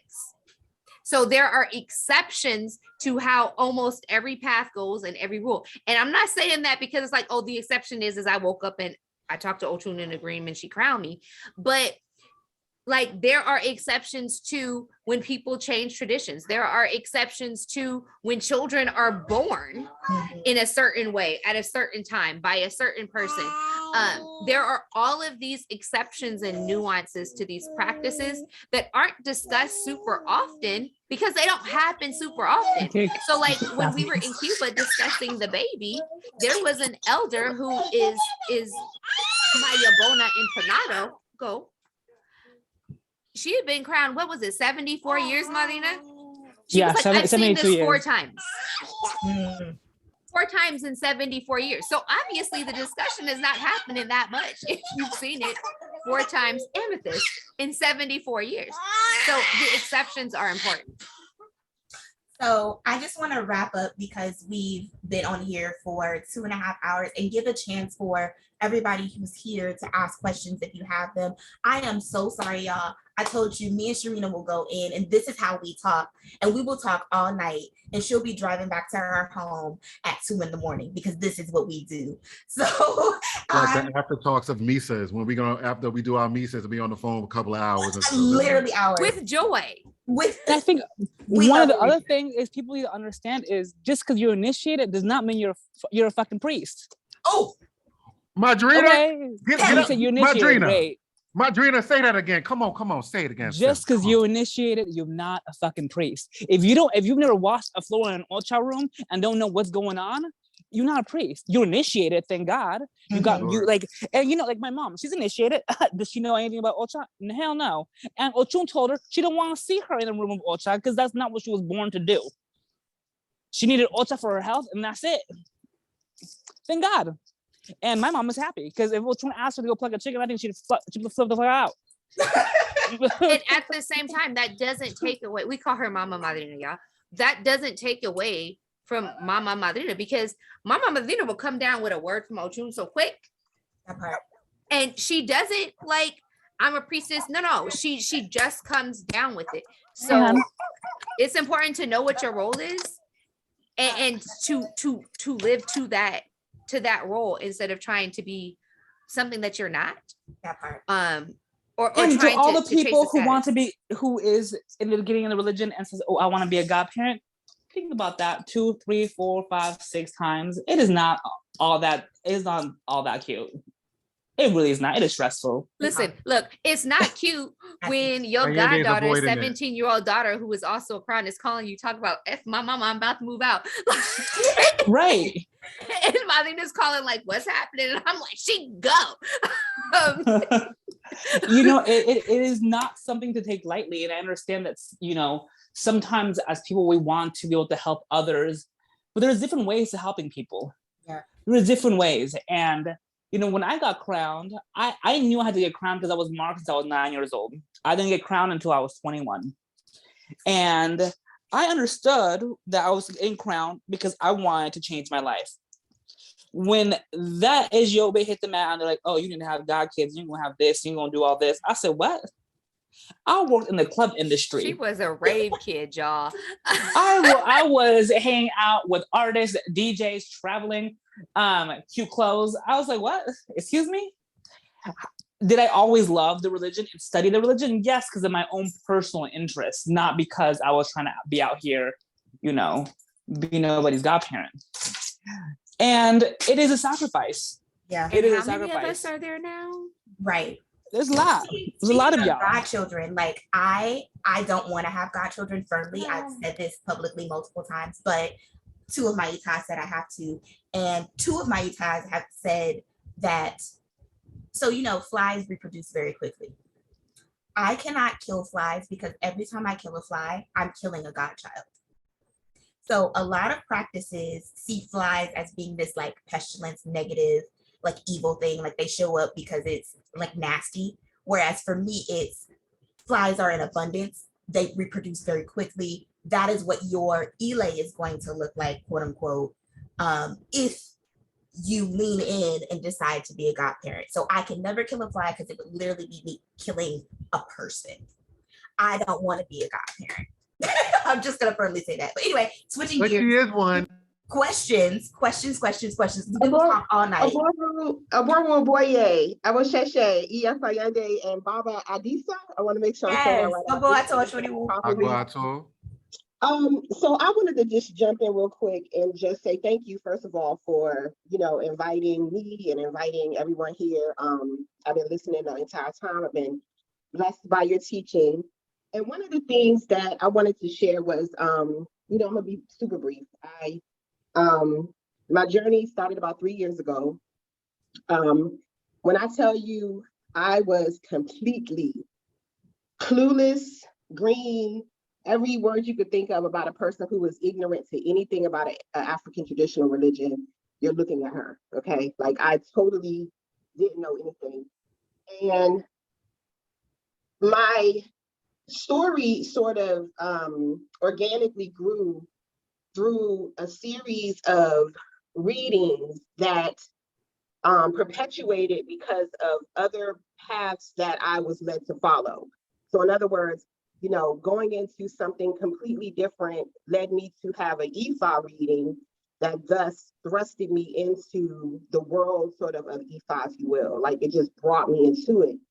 But again, clueless. And so the first thing we do naturally as human beings is, we have the internet. So we jump online, we try to start Googling stuff. What's on Orisha? Who's Ogun? And what's this? Da, da, da, da, da. So that's kind of sort of what I did. And I had to learn by Google sort of what was going on until I was led to my first godparent. Okay. And one of the things that I think ended up happening to me was that I'm sort of like a book nerd, sort of like what you say, right? Or I say a nerd, right? So the first thing we look for is like a book for something, but then I quickly realized and learned that there is no book, that this is an oral teaching, that this is something you need to sit with your elders and, get the knowledge and be passed down. And it pained me because I felt like there's they're priests and they're priests out here that have elays that because you are when you come into an elay and you're not as proficient or know as much as maybe some of the other godchildren or your god brothers and sisters that are in the elay know, that you can be brought in and just because you're so ignorant and you're listening to all of the things, the words, the language, the and you're trying to pick up on it. You know what I'm saying? Like you're trying to pick up and you're trying to learn Yoruba, you know what I mean? The language you never even heard being spoke before, And what I learned quickly was that not all Ianifas or Babalawos are meant, A, to have an Elay, and B, are meant to have godchildren. They're just not meant to have that. So, when I went through my initiation in Nigeria, our Luo was initiating a Babalawo, two Babalawos that really just needed Ifa. They were Babalawo because of their Odu, but they just needed Ifa. They were never really intent to be like, acting, working priests. And that was something else I had to learn, So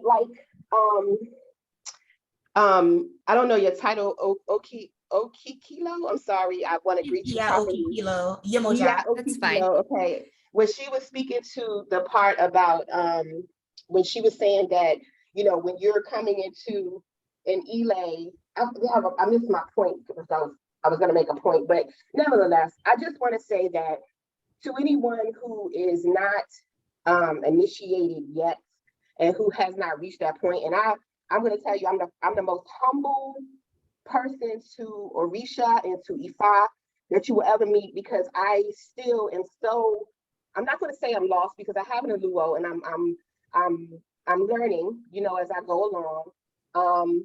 But you're going to be led to a person or an Iya or a Baba who might bring you to a certain space, but then your rework is going to fasten. You're going to be brought along down a path. So you're not going to necessarily be with the same person. Yeah. You're not with the same person. You may just need to get to that point because other things will come through that. And the next thing you know, you ended up in a whole nother, that's the point I was going to make. You end up in a whole nother elay. And it's not because of you or them. It's just the way that spirit or read leads you. It's the things that open up. It's like boxes that open up as you're walking down a path. And as you're walking down a path, you see it's a box there and you're like, I'm not supposed to open that box, but I'm supposed to open this one. And then when you do, you're like, oh, I'm supposed to be here. So that's a little bit of my story. And I want people to understand that you don't have to put all your eggs in that basket, because it's not necessarily that basket. You'll know when you're home. You'll know when you're home. The Baba who initially gave me my first Dafa said, of course you are Yanifa, you need Ifa, you need to be initiated, da da da da da. Again, I'm still like not even understanding what he's saying. And then he said, you need to be taken to your people. Mm-hmm. We're not necessarily your people. You're here with us under our elay, and we're going to train you the best we can. But you're not with your people. You come from Ogun people. We have to get you there. Mm-hmm. And what ended up happening was, I didn't know it then, but by some crazy happenstance, I ended up leaving that Ile and ended up being initiated in Ogun State because I ended up following my Ori and not necessarily letting my heart get in the way of the feelings that I felt like she said, like a divorcing your godparent. Like that is so hard. That hurt. I still hurt from that. I love my Baba. I love my Iya, and it crushed me, you know, but it was like, it just wasn't, I'm not gonna say it wasn't a good fit because that's the wrong language. It just wasn't where I was supposed to be for my destiny. It just wasn't where I was supposed to be for my destiny. You know what I'm saying? So I sing the praises of them still. You know, I love them. I watch them from afar and, you know, see the things that they're doing. But I got initiated with my people, you know, and when I sat down on the mat in the temple where I was in Ijebu Ode last year, the priestess that was working on my Obatala initiation, she said, you come from a long line of Obatala and Ogun devotees. And they said, namely, there is an Obatala chief in your lineage that wanted you to come back to be here so you can grow into becoming like, basically, I guess, as powerful as he was at some point. This was a male figure that came forward.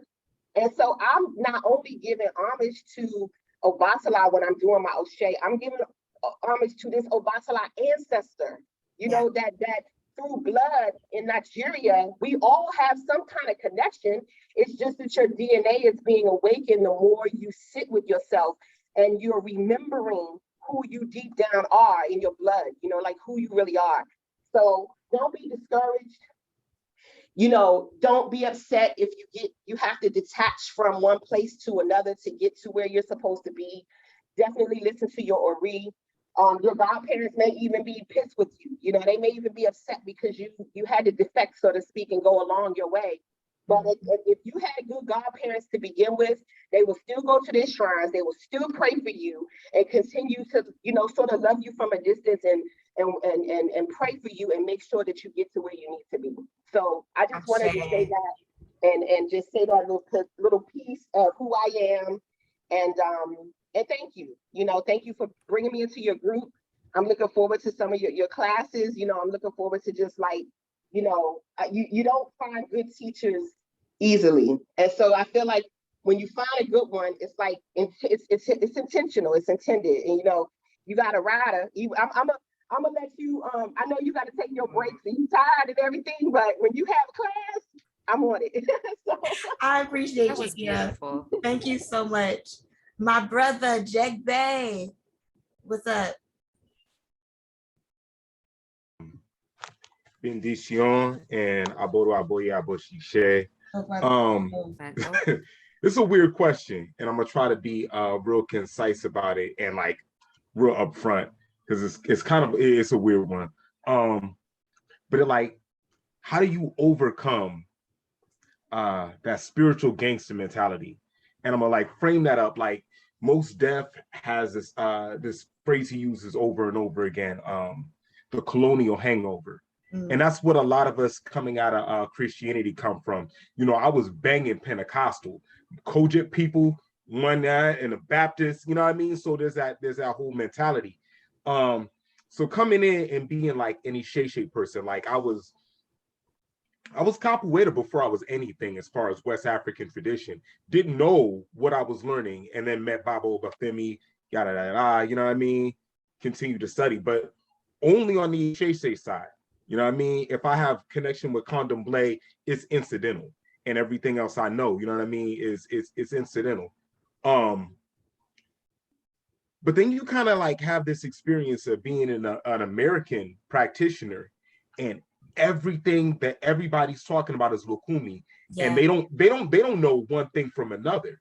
So people are asking you things, and you're like, I don't know, I don't do that. Oh no, but you do it. Yeah, but I don't do that, and it's different. And it kind of provokes this. I mean, the same energy is like if somebody coming at you talking some Baptist stuff, or oh, you know, if you know, me being a Pentecostal, you know, growing up, knowing I was born to preach, if you coming at me talking about some Catholicism, I was a little boy. I had like a Bible study chart under my arm at 4 telling my Catholic neighbors it was going to hell for even having a cross up. Like, I mean, like literally, Miss Kathy, like people quote and still laugh about that. So that's part of that colonial hangover. So now I find myself like looking at my Lucumi people, like, how do I cope? Like, how do I, like, I mean, this has been good. And I've heard some things that really spoke to me. But if I'm being honest, I had that mentality, like, what y'all doing, man? And do y'all really know? And because there's like fugazi stuff happening on both sides, I can understand it. Yeah. You know what I mean? Because you're going to see some fugazi Lucumi stuff and be like, what y'all doing? And that ain't, you know what I mean? But like overcoming that like spiritual gangster mentality. That's the question. That's how I'm framing it. I'm just going to put a question mark on it and listen. I have one. I just want to say, like, Brother Jake Bay is my actual god brother, so we talk all the time, damn every day. And so the spiritual gangster thing, this is why I've created the spaces that I've created. I love Lucumi. Y'all have heard me sing the praises of my Lucumi sisters all night, of my Drina, all of that. But I am Isese head to pinky toe, like I said. And so I create spaces to kind of push the culture forward, where it's like, no, let's affirm this language because there's esoteric knowledge in it. And Itans in Isese culture, or in Yoruba culture, Yoruba language, are important. Let's not lose that. Let's not lose these essays, because the way that they're designed, let me just take a step back. An essay, a verse of Ifa.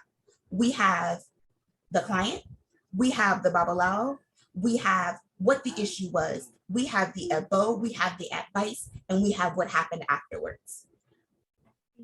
Babalao, or priest, we have the name that's given to us by our Odu, but we also have that nickname.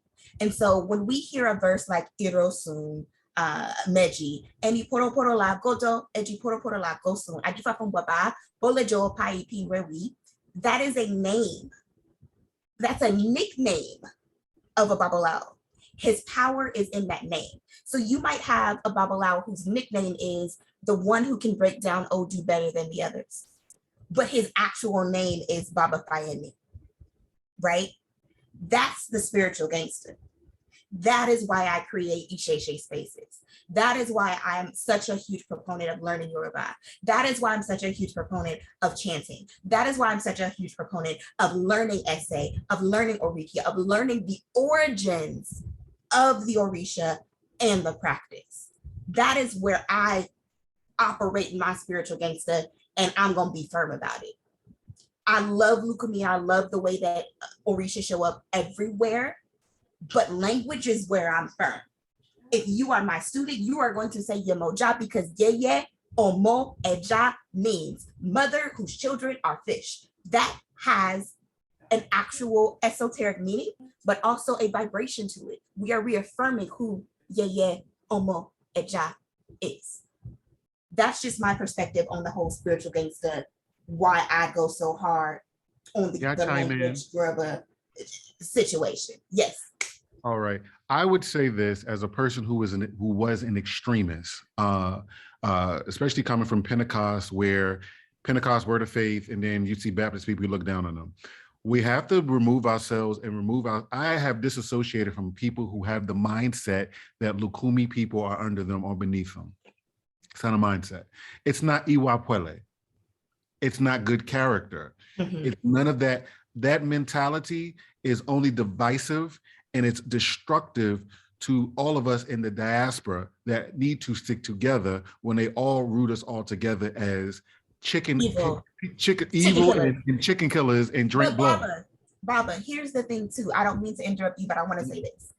Like Brother Jake, they said, most of what's in the media, most of what we see, most of what we Google, most of what we look up on YouTube is from the Lucumi perspective. It is. And so it's almost like Isese, we feel like we have something to prove, and a lot of the elders feel that way too.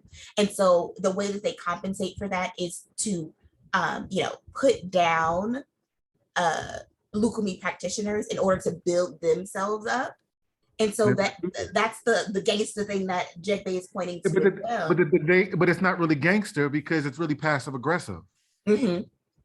It's passive aggressive. It's throwing a rock and seeing who's going to yelp. And so how is that? How is that leadership skill? How is that a motivation? How is that the work of Babalawo or Yanifa when you're supposed to be a peacemaker? Well, from Ogunda Sa talks about being a peacemaker as a Babalawo, as a priest. And so my thing is, my mentality, and I'm only speaking from my former mentality because I had to break out of this of, I was Lucumi, I was pissed off, mad, and angry, and so I went staunch hell. And so the reality is, instead of healing and instead of being a repairer of the breach, we become enemies and start creating enemies with two groups of people. Now we have Lucumi people that look down on us. Yeah. Oh, well, that's not my business, not my circus, not my monkeys. My issue is I'm going to treat you great and treat you good, regardless of how you treat me, because that's good character. That part, right. So at the end of the day, it is character being called on the carpet. And so what we have to address is having good character, because Ifa says that if your enemy offends you, you must wait 16 years before you give revenge. That part. And people skip over that. Oh, right. Rumila himself waited. Yes. That part. So one thing that I would. Oh, sorry. I want to kind of move on because we've kind of harped on this. Well, no, there's one thing that's really important. Okay. From the Lucumi perspective, we get it from both sides. Because as a practitioner, the information we see is not accurate. That ain't us. That's the people who want to be us. Right? And then on the other side, we get sometimes in these groups, I'd be ready trying not to blow because some of the way people say things are mad disrespectful.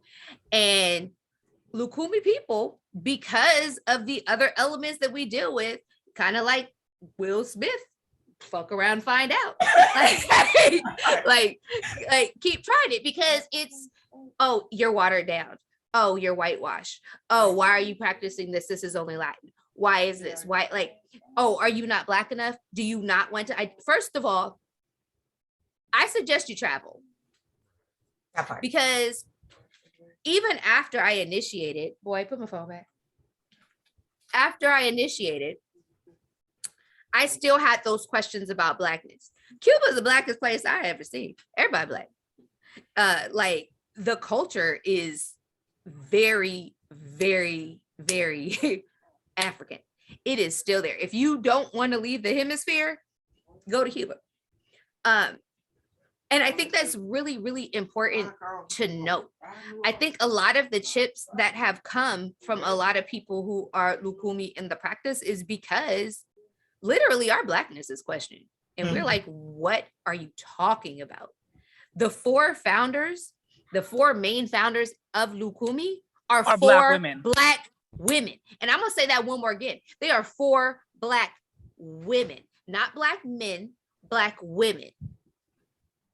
Period. So to say that my religion is not a religion for Black folks or for Black women, these are four Black women who literally held on to all they had left and then said, we are someplace where we don't have words, we don't have language, we don't necessarily have the exact same belief system because we're from different places, but we need to preserve this, so we need to do it together. And that power, that unity is the basis of our practice in Lucumi. They are why we are still here. And I think a lot of people, especially if they have only been Isese, don't realize that that is our foundation. And it's so important as a Black woman to understand that foundation, because these women were everything. That part. And I think I just want to chime in on this for a second. This is why Sharina and I do this. Okikilo and I do this because we are so passionate about our perspective practices, but also coming together so that people understand that we work together all the time. So boom, I'm going to move on to Tamika because I really only want to be on here for 6 more minutes. So Tamika, if you can, whoop, because I feel like we're losing the audience and I just I'm always cognizant about that sort of thing, and taking people's time. And so I really just kind of want to like start to wrap up. So Tamika, go ahead. Can you hear me fine? I can. Okay, so just a quick question. I had like 3 different divinations done by Ifa priestess. The first one was an ancestral reading, and then I moved on to an Ori patch reading. So when she did the ancestral reading, she had told me that my father's side didn't come from Africa. They actually traced back to the Mayans. And she told me I needed to go do some research. My mother's side, she said they actually came from Africa, and they actually traced back to the ancient Egyptians. So the way she like translated who the Orishas were from my mother and father's side, she did it from the Yoruba perspective, where she gave me the Orishas and she told me, you know, that they're all like energies, but I need to go back to my parents' side and, you know, go look into their traditions to see what corresponded with those. So when I got my Ori patch reading, she did tell me that I was called to initiate, but she said that I needed to do more research with my Ori and go ask my ancestors if that was okay. So with that being said, I do a lot of pendulum work, and I talked to my grandmother. So the answers that I got from her, she advised me to keep getting the Ifa readings, but she said Ifa wasn't the path for me. So I'm kind of like lost on how I should proceed and move forward. Good question. And that is a very real situation for a lot of people. Remember, I started this conversation saying that Ifa is not an umbrella term for all things Orisha. So it could very well mean that you are not supposed to practice Ifa, which is the oracle divination system practice specific to Orunmila, who is an Orisha. And it could be that you are supposed to practice something that is just Orisha based, a particular Orisha, right? Or it could be you're not supposed to deal with the Orisha at all because everybody don't have Orisha, like I said earlier, and you may have to find a practice that is specific to the Mayan culture, which is something that I practiced very early in my development as a spiritualist, because my family is actually from Belize, and so we have both African as well as Mayan traditions. So you may want to look into something like that, but I would say it sounds like you probably need a better diviner. No shade. You need someone who is very well versed. Say that one more time, please. I think we were all thinking it. Hello. Yeah. Like if you have looked up at the cameras of all of the experienced priests, everybody's face turned because you did not get the full information that you were supposed to get. She was supposed. Or let me not say she. I'm assuming she because I think I know who did this reading for you, but. But you didn't get everything that you're supposed to get.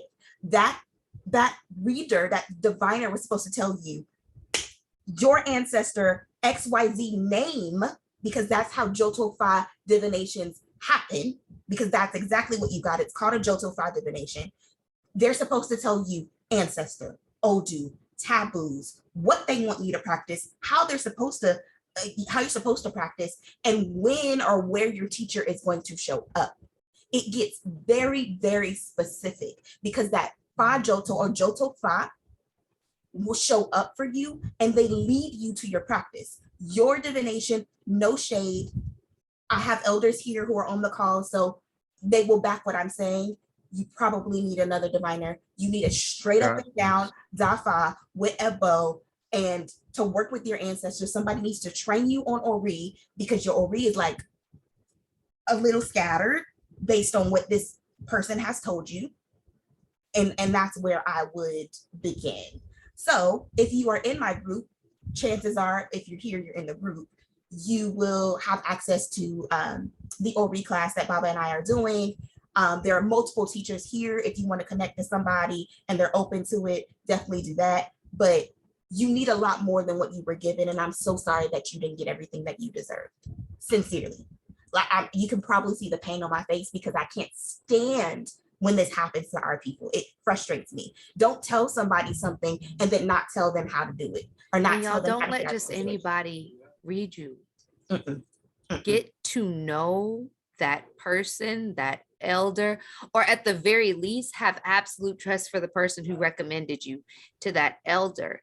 Like, it is so important. If you have someone initiated or not, who is not willing to say, like, let's say I did the reading. It was not me, y'all.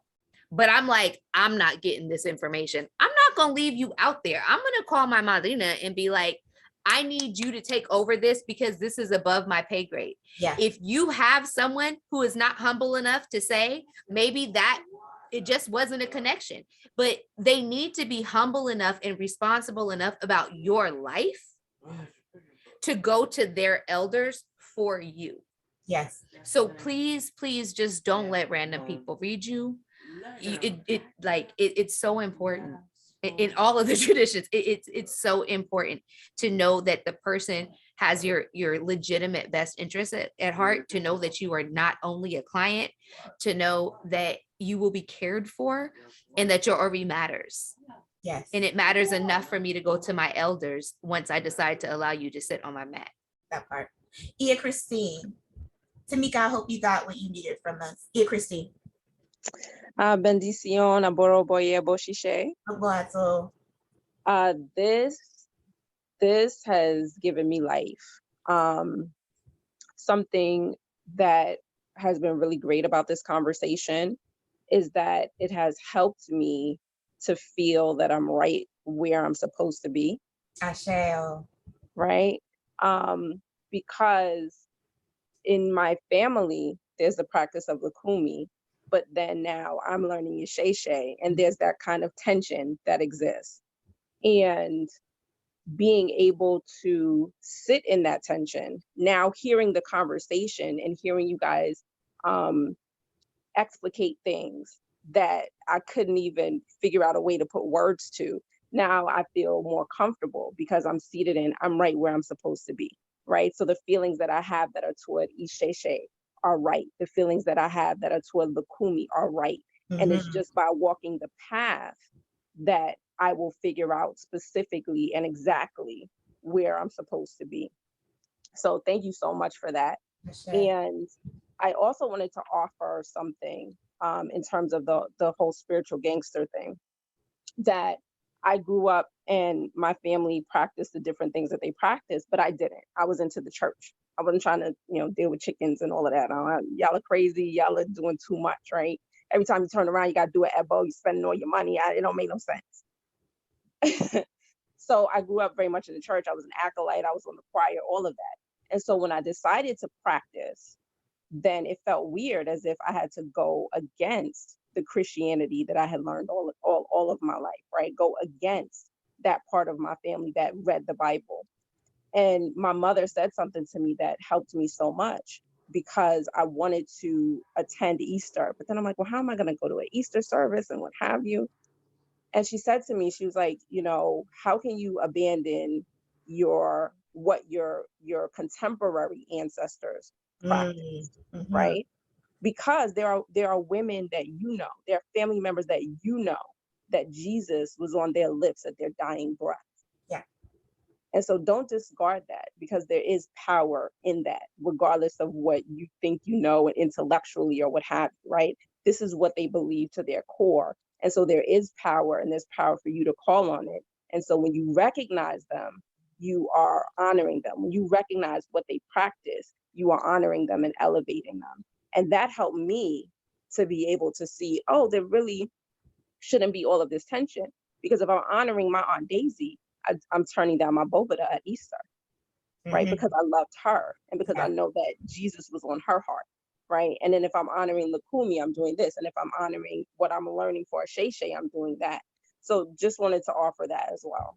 That is absolute facts, period. My very best friend has been sitting here this entire time, right next to me, and she loves Jesus all the way down. But she's sitting in the house right now with hella shrines, right? And she gets a dafa every once in a while. And I would never try to force her or gangster her into what it is that I do, but she has seen how Ifa has moved in my life. And so she's like, I'm gonna get my little top five and what's going on, but I'm going to church. And for me, it's like, I have my ancestor altar here, and I'm going to continue to play church music. Gospel is it, period. And occasionally, like the way that I've raised my little brother is do what's in your spirit. And so he calls on angels, he calls on Jesus, and he calls on the Orisha very firmly. I am not forcing Isese on him, but in the Ifa streets, I'm Isese gangster. I gotta have the space for my Isese folks because I feel like we don't have enough of them. So that's what I mean by like my Isese gangster part. But in my own practice, Jesus is still very much there. Listen, okay. You want my mortal to come down? Put on total praise. 2.6 seconds. 2.6 seconds. She just turned around like, yes. Right. 2.6 seconds and my mortal is on point. Like it's not my practice, but don't disregard the prayers of your people because they work to get you here. And I'm still here because of my mother's prayers. I'm still very much here because of my grandmother's prayers. Y'all don't understand how much. Okay. So thank you all. I'm going to allow our elders to close. So Madrina, your last word. Baba Isese, your last word. And before they go, I do want to say this. If you enjoyed this discussion, do me a favor. If we are Facebook friends, if you can post what you enjoyed about the class, tag myself as well as Iya Okikilo, that would be great. My elders like to see things publicly, how things went. They want to know. And so if we're Facebook friends, if you can do that, not in the Fayende study group, but like on your wall publicly, I would appreciate that. As always, I always ask that of anyone who attends my classes, just so that the eldership, the peoples know, because they are actually not in the group on purpose. They know everything that I say in there. They know everything that's happening in there, but they want to know that Fayende did a good job and that people care. So please do that. Now, last words, Madrina as well as Baba Isese.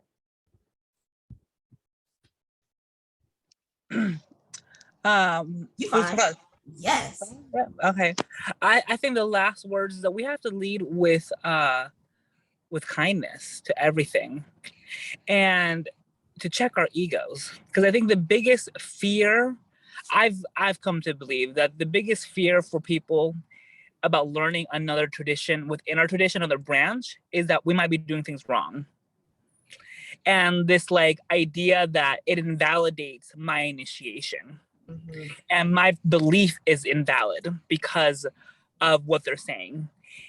And no, it's not invalid. It's not. I mean, unless you went to a river and put some rocks in your head and said I'm initiated, like that's not valid. But if you have elders, you have a community, you have a tradition that works for you, keep going. And like Baba Isese said, lead with not getting into those arguments. I myself have gotten the brunt of both sides because I started Isese when Lucumi, got crowned Isese, and went Lucumi partially because I'm Latin, culturally, and I saw the Orisha manifest for me differently in my life, and this is what works for me.